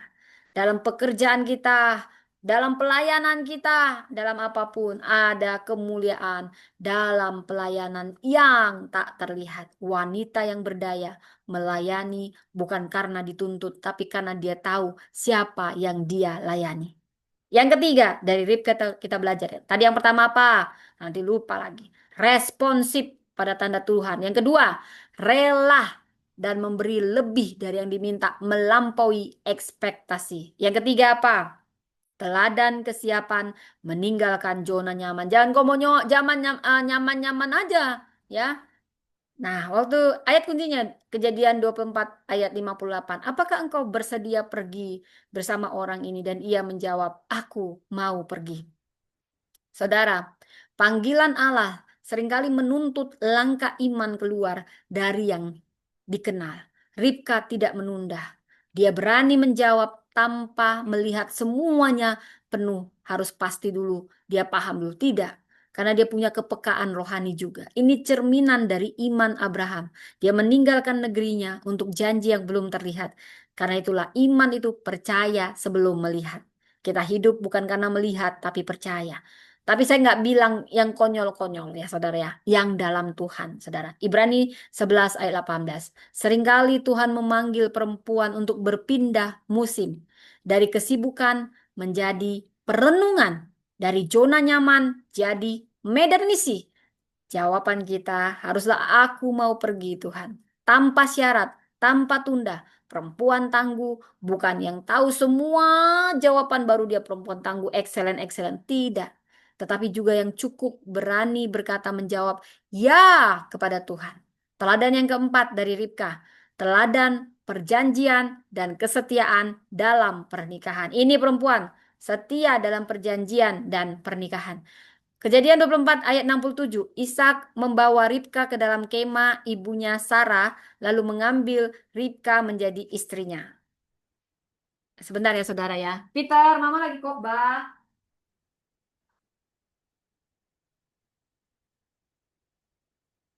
Oh iya, mama lagi khotbah. Salam Miss. Saya khotbah dulu ya. Makasih ya Miss. Missnya ditunggu atau? Ya, pulang. Pulang. Ya, apa? Ya, nggak apa-apa Miss. Makasih. Nah, masuk aja. Maaf pemirsa, dipotong apa adanya nggak apa-apa ya. Yang di YouTube, yang di TikTok, mohon maaf. Saya sebagai seorang ibu, ya sembari saya berfirman, berfirman, bukan saya yang berfirman, sharing firman. Saya punya anak dua ya, yang lagi di rumah, jadi ya apa adanya saja ya. Saya kan juga ngajarin militan, jadi saya juga harus militan apa adanya juga. Tapi saya berusaha yang terbaik saat ini. Yang penting tiap hari saya sharing firman di tengah kesibukan saya sebagai seorang ibu sambil saya momong dua anak saya masih kecil. Ya, tidak bisa dibatasi, saudara. Ya, kalau ada kerinduan selalu ada jalan. Hati yang tulus seperti merpati, hanya kau yang memiliki. Kenapa lagunya itu, saudara? Ya, baik kita masuk lagi. Teladan yang keempat dari Ribka, teladan perjanjian dan kesetiaan dalam pernikahan. Ishak membawa Ribka ke dalam kemah ibunya Sarah, lalu mengambil Ribka menjadi istrinya. Ini punya makna yang dalam secara teologis bagaimana pernikahan mereka bukan hanya penyatuan dua manusia, tetapi kelanjutan dari perjanjian Allah kepada Abraham.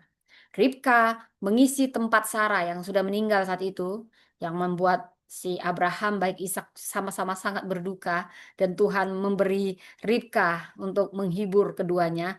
Ini menandai bahwa dia bukan sekedar pasangan, tetapi pelanjut warisan iman. Wah, Tuhan itu maha baik ya.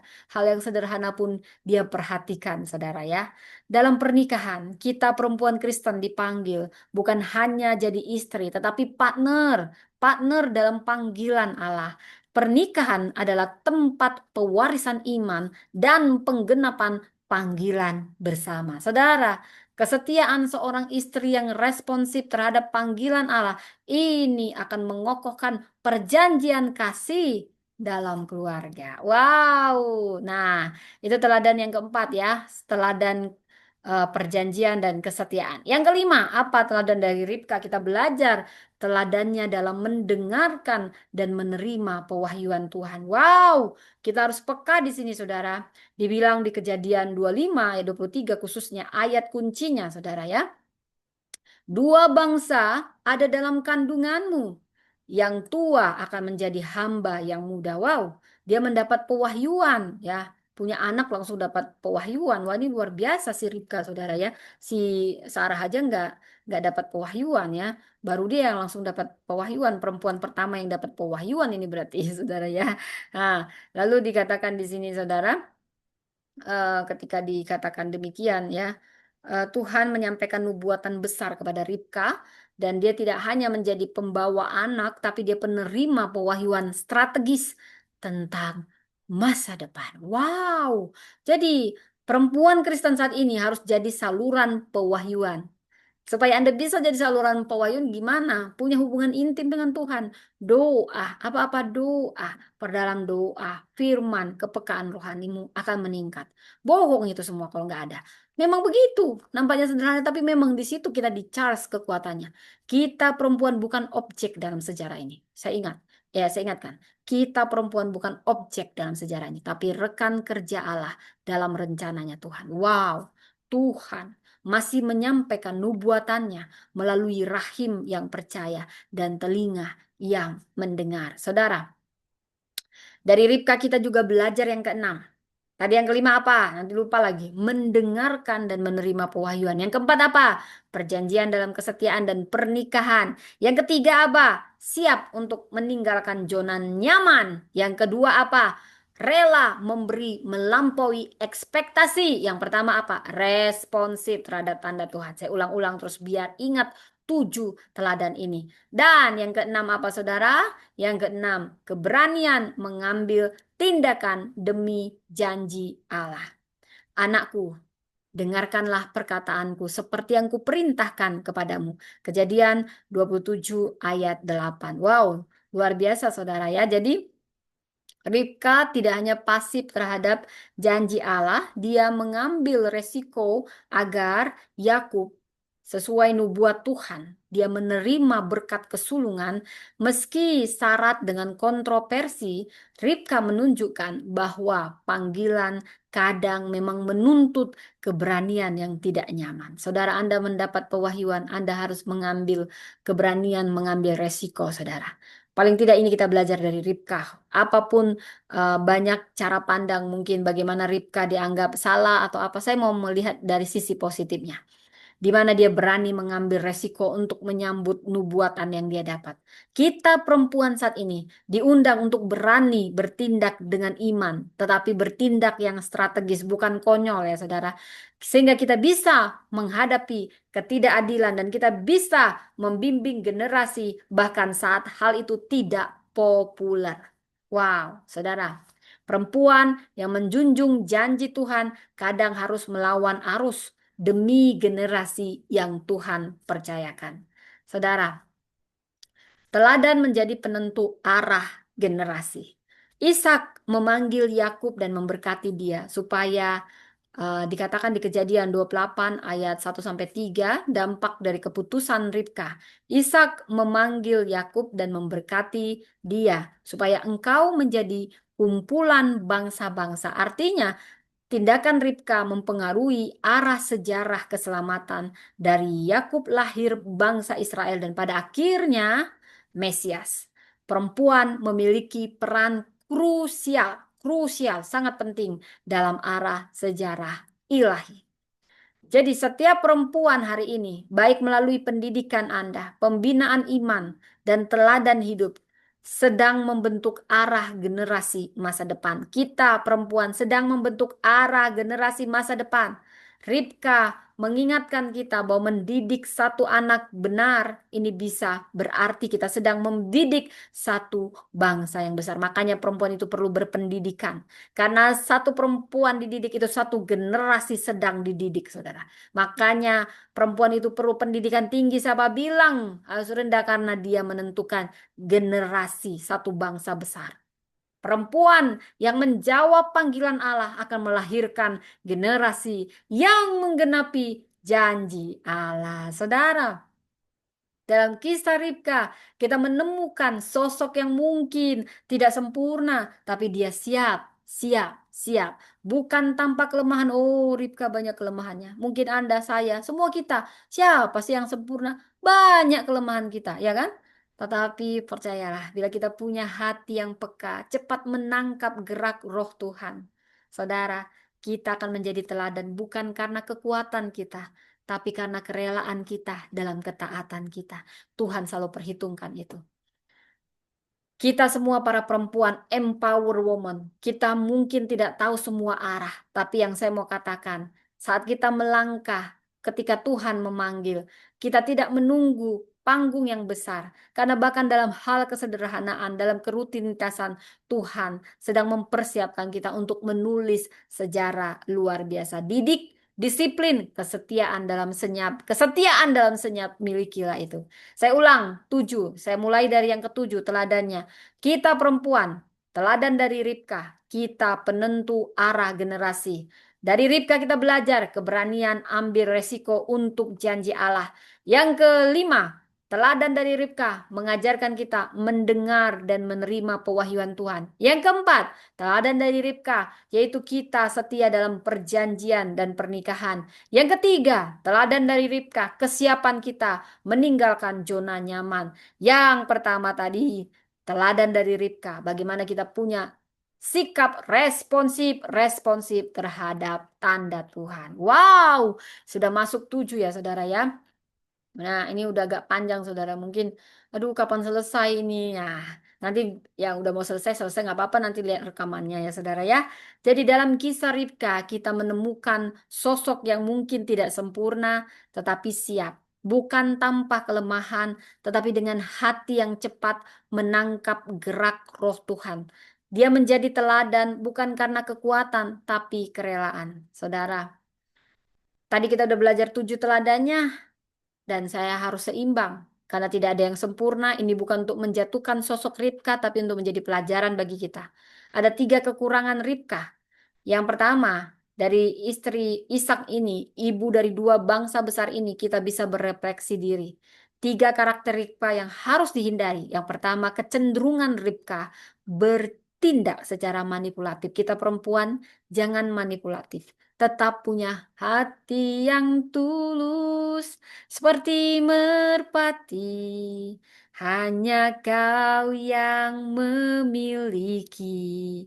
Saudara, dikatakan di Kejadian 27 ayat 8 sampai 9, anakku, dengarkanlah perkataanku seperti yang kuperintahkan kepadamu, pergilah ke tempat kambing domba, ambillah dari situ 2 anak kambing yang baik bagiku supaya kuolah itu menjadi makanan kesukaan ayahmu. Saudara, ini luar biasa. Di balik kepedulian Ribka memang terhadap janji Allah, dia memilih jalan manipulatif.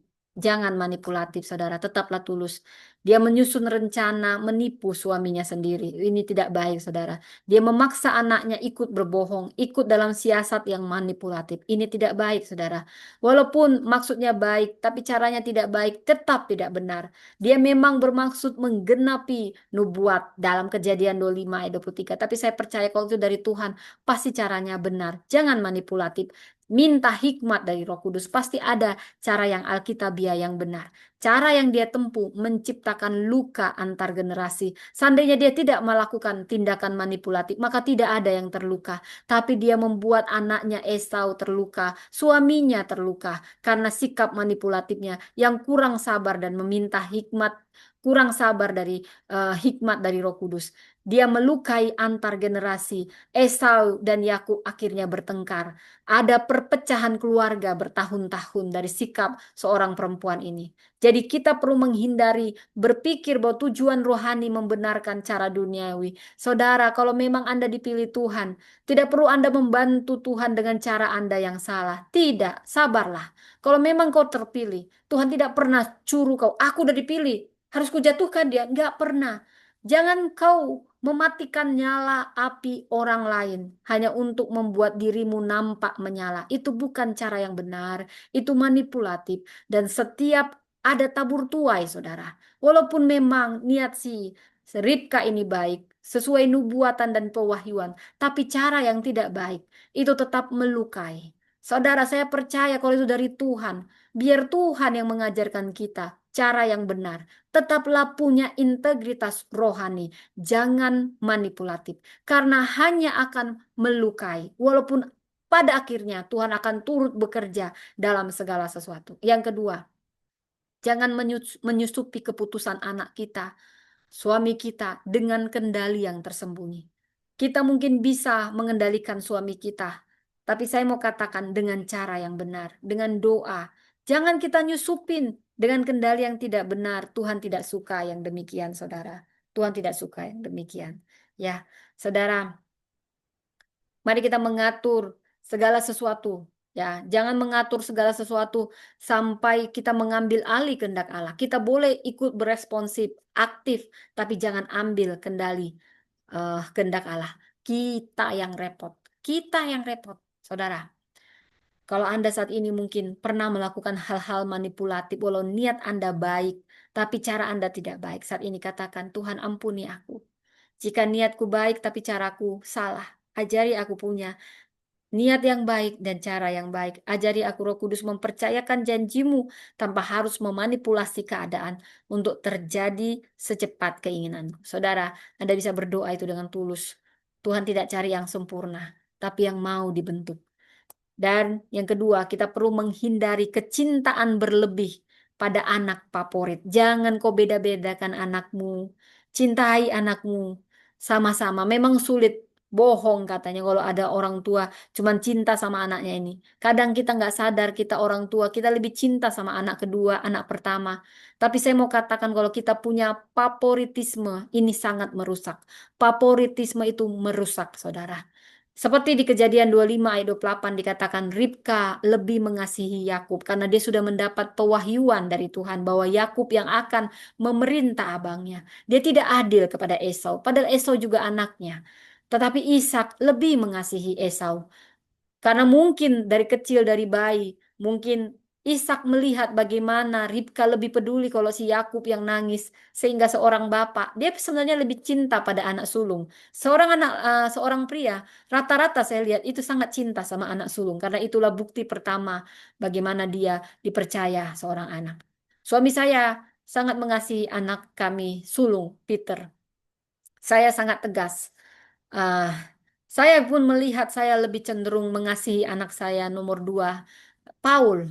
Karena Paul lebih dekat dan nempel sama saya. Saya sangat tegas sama anak saya pertama karena ada luka pada saat saya mengandung dia. Saya belum siap, saudara. Kadang kita nggak sadar kita melukai orang yang kita kasihi tanpa sadar, saudara. Tapi apapun itu, kita bisa minta ampun pada Tuhan. Walaupun saya melihat, saya mencium anak saya sering meminta maaf, maafin mama yang sangat keras terhadapmu. Karena saya tahu rasanya bagaimana dibedakan menjadi anak, saudara. Saya tiba menjadi orang tua. Kadang saya juga tidak sadar membedakan anak saya. Tapi saya mencium anak saya dengan tulus. Apalagi kalau kita punya anak banyak, saudara. Kadang kita tidak sadar sebagai orang tua kita punya anak favorit. Saya mau katakan, saudara, jangan lukai anakmu. Jangan buat favorit walaupun kau sadar. Ada saatnya kau juga harus baik. Jangan hanya anak yang lemah kau perhatikan. Dan anak yang kuat kau tuntut-tuntut. Karena anak yang kuat juga manusia. Dia juga ingin merasakan kasih sayang. Tidak hanya dituntut, dituntut, dan dituntut. Saya kadang merasakan demikian dari orang tua. Mungkin melihat saya mandiri, melihat saya cinta Tuhan. Dan mereka tidak begitu peduli dengan kebutuhan saya. Bahkan kebutuhan saat saya sedang ada dalam posisi butuh uang. Saya dipermalukan, pinjam sama tetangga. Yang sombong sudah tahu dia sombong karena dia tahu mental saya kuat. Saudara jangan jadi orang tua begitu. Mau anakmu sekuat apapun, dia juga ingin merasakan kasih sayangmu.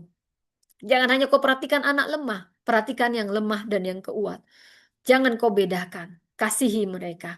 Jangan kau pikir ini kuat, dia dilempar kemanapun dia kuat, saya tidak perlu peduli. Kau melukai dia. Akhirnya nanti kau makin apes. Yang kuat malah jadi kepahitan samamu. Yang lemah mungkin sayang samamu. Jadi yang kuat jadi lemah, yang lemah makin lemah. Semua karena ulahmu yang tidak bijaksana. Jadilah orang tua yang bijaksana. Jangan punya anak favorit. Walaupun kadang tidak sadar, cepatlah minta ampun. Dan anak yang kurang kau perhatikan, berdoalah untuk dia. Walaupun dia kadang kurang mengerti kita sebagai orang tua. Bohong kita orang tua. Merasa, oh orang tua tidak pernah salah. Saya setelah jadi orang tua, makanya saya ngomong. Bohong kita orang tua nggak bisa minta maaf sama anak kita. Nggak selamanya kita benar sebagai orang tua.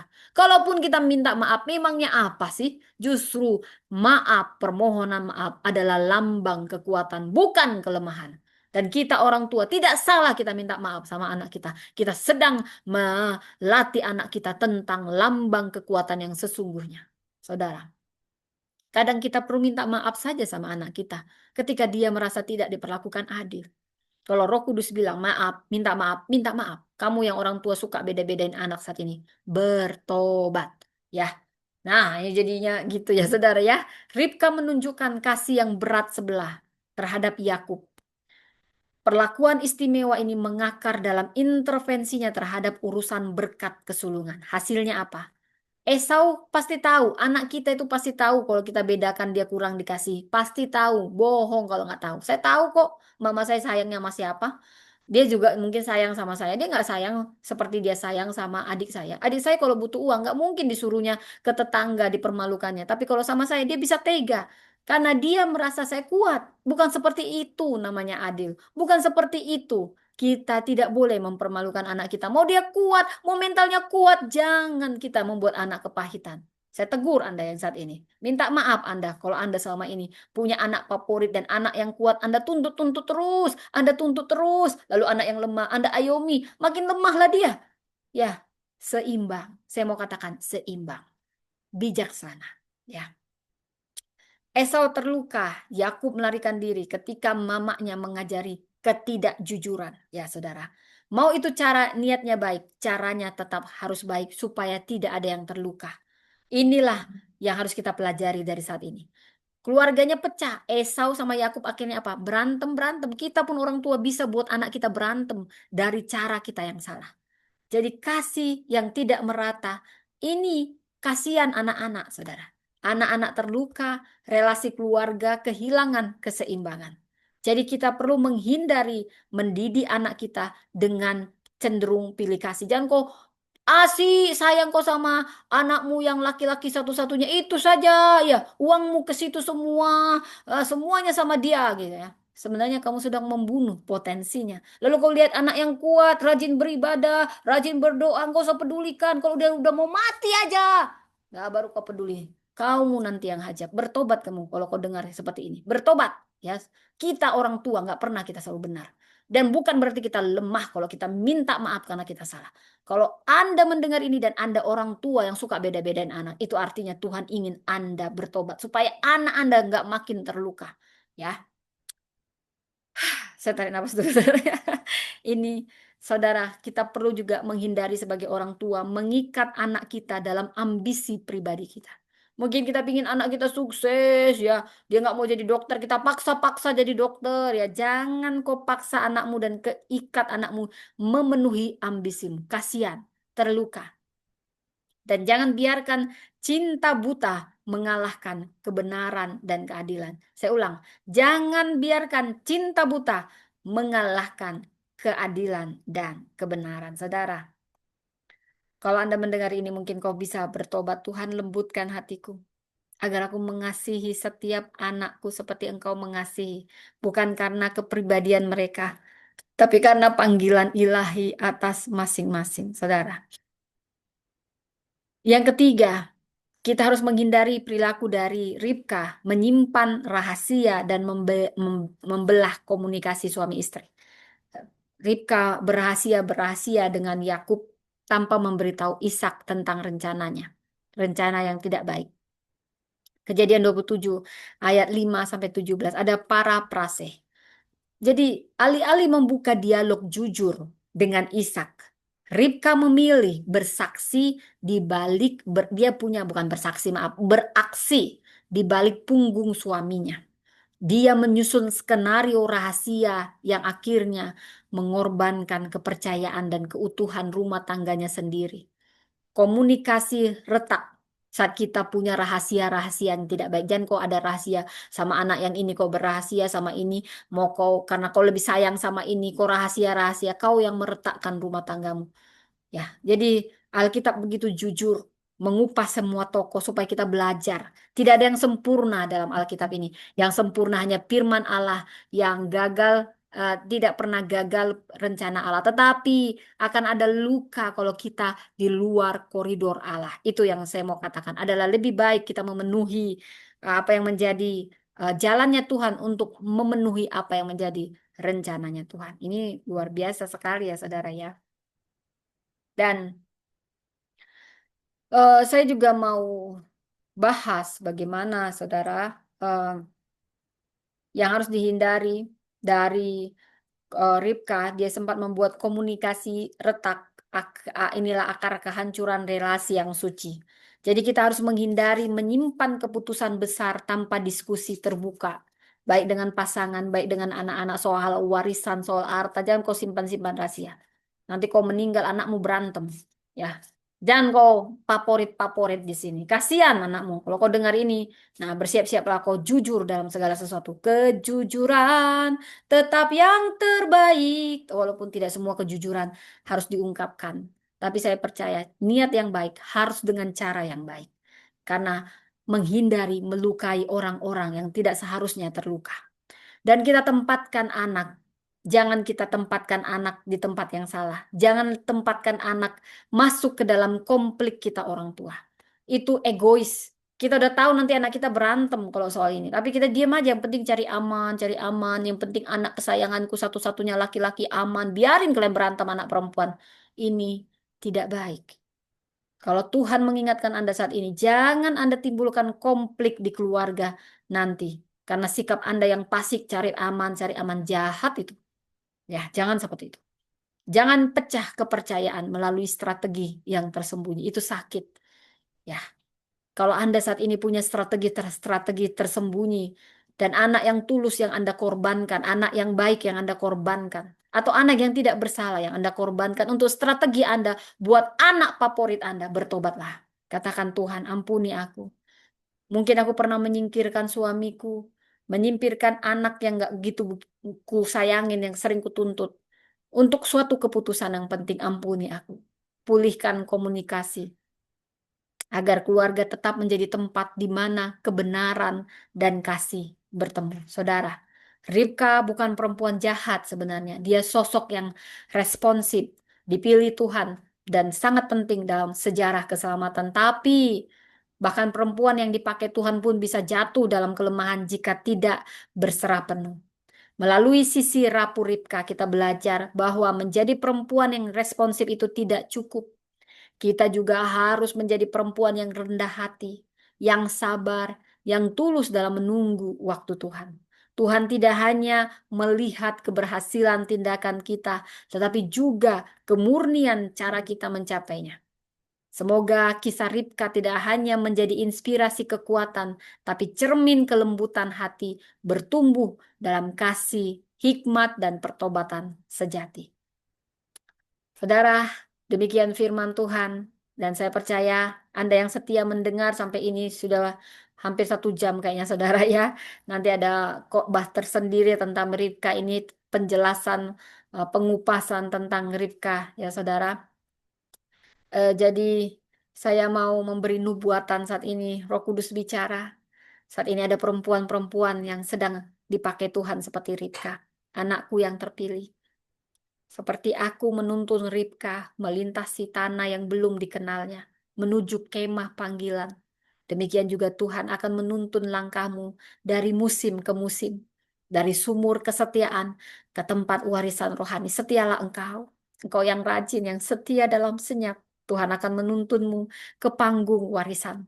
Dan saat ini saya mau berkata, bagi kalian perempuan bukan kebetulan. Tuhan berkata, mungkin kau berkata dalam hatimu, ya Tuhan aku mau pergi.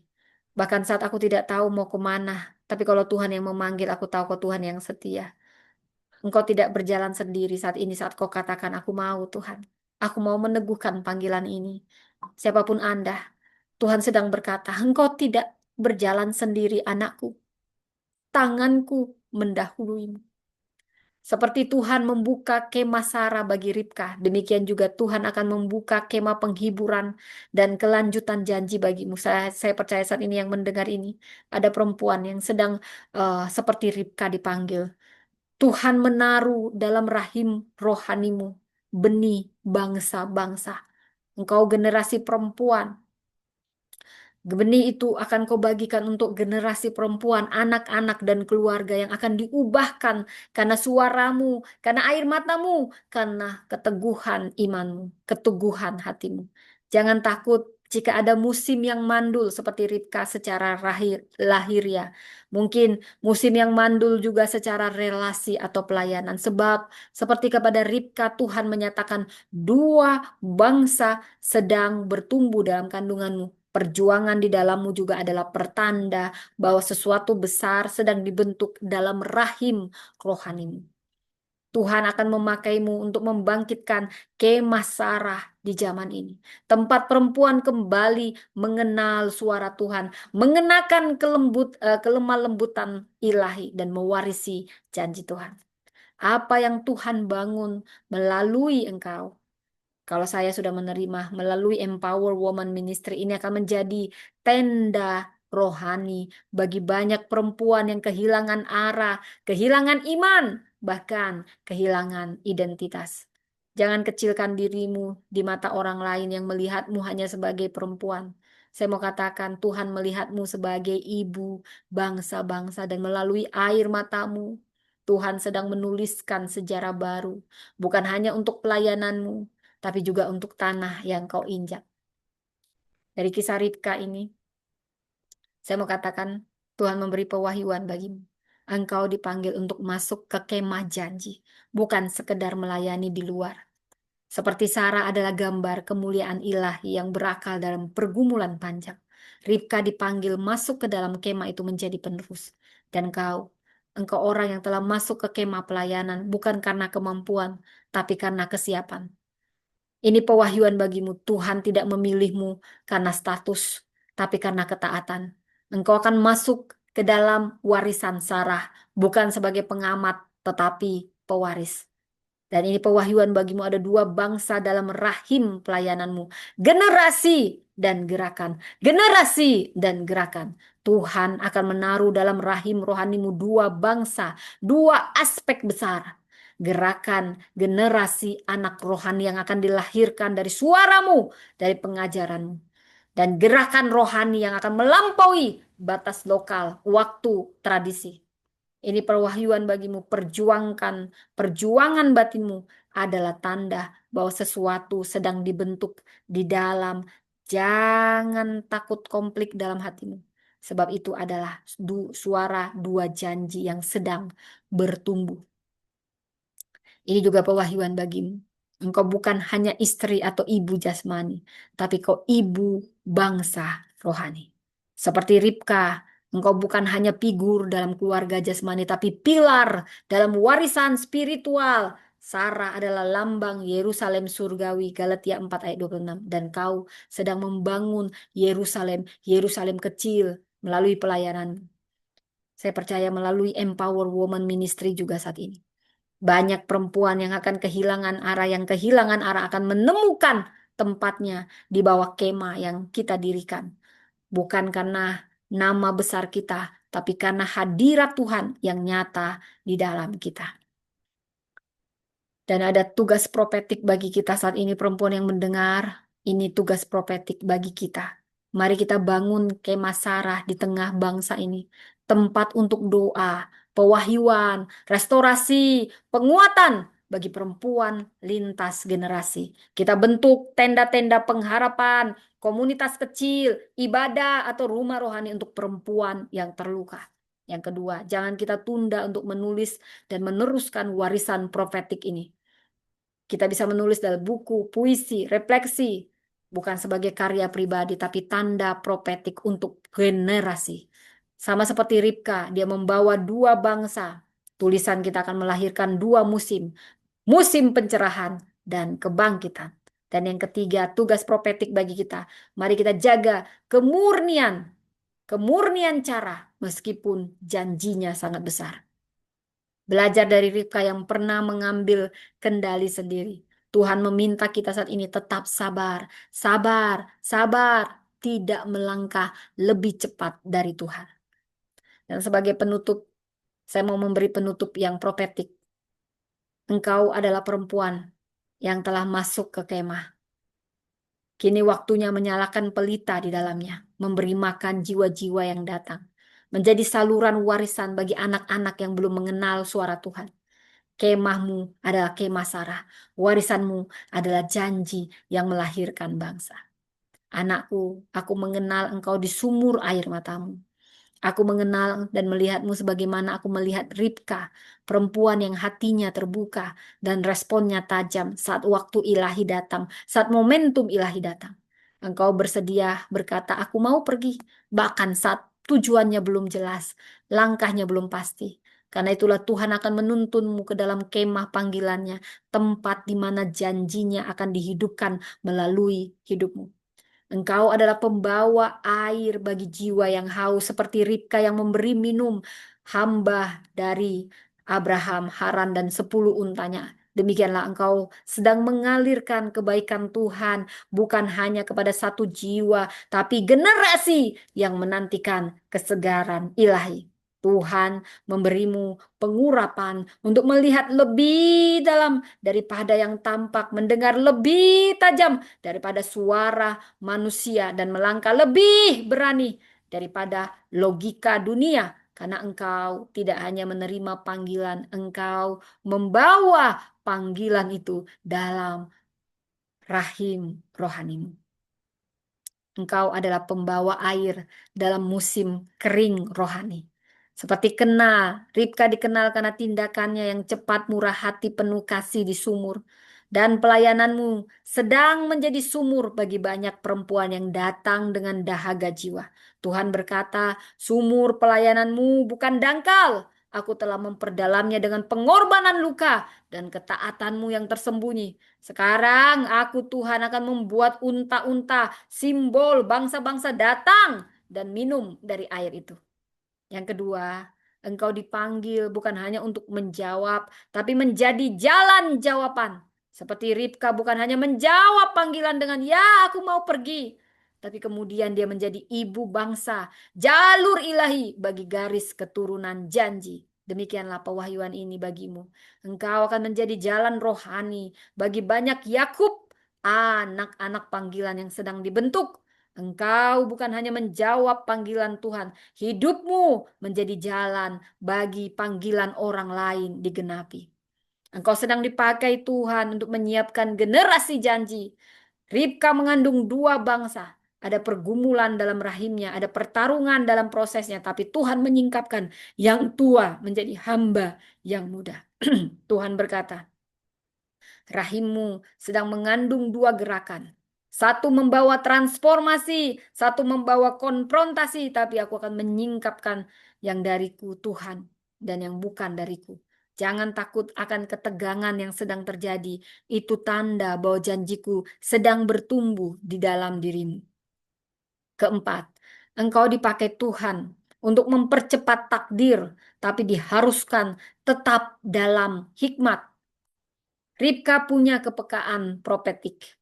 Ia ketika terburu menyusun siasat agar Yakub menerima berkat Ishak, Kejadian 27.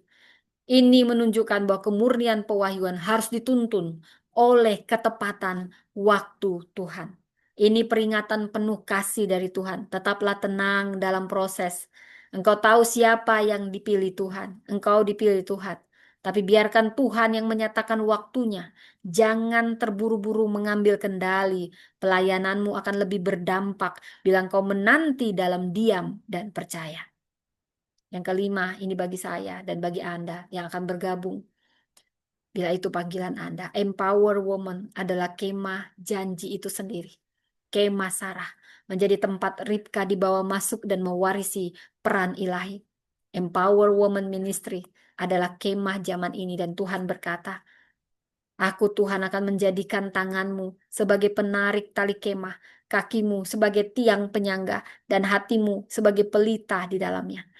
Dari kemah itu, aku akan melahirkan pemimpin, penyembah, guru, pengusaha, ibu rumah tangga, dan wanita kuat yang membawa kemuliaan Tuhan ke banyak tempat. Saudara, saya bisa merangkumnya. Profetik saat bagi kita perempuan dari kisah Ribka. Engkau telah menjawab dengan cepat dan sekarang Tuhan akan membuka jalan yang lebar. Katakan ini aku, utus aku Tuhan. Engkau adalah sumur, bukan hanya penimba air. Banyak akan datang dan tidak pulang dengan tangan hampa. Ketaatanmu yang tersembunyi akan membawa kelahiran janji yang nyata. Mari kita berdoa. Tuhan, terima kasih untuk teladan Ribka. Pelajaran tentang Ribka. Seperti engkau memanggil Ribka dari keseharian menuju sejarah. Kami mau setia dalam senyap, disiplin, punya kemurnian, ketulusan, kecantikan luar dalam seperti Ribka, responsif seperti Ribka, peduli. Tuntun kami, bawa kami hambamu ini dari ruang kesunyian menuju gerakan yang membangkitkan generasi. Di mana ada air mata, biar engkau menjadikannya sumur air hidup. Di mana ada ketaatan, biarlah Tuhan kau menjadikannya tahta kemuliaan-Mu. Pakailah hidup kami semua ini, khususnya perempuan Kristen, bukan hanya sebagai penjawab panggilan, tetapi kami penyala panggilan bagi ribuan perempuan lainnya. Di dalam nama Tuhan Yesus. Amin, amin, amin. Terima kasih Anda yang setia di YouTube. Tuhan memberkati. Baik saudaraku, Anda bisa melihat rekamannya di Priscilla Das Channel. Saya tutup dulu untuk yang di YouTube. Tuhan memberkati. Bye.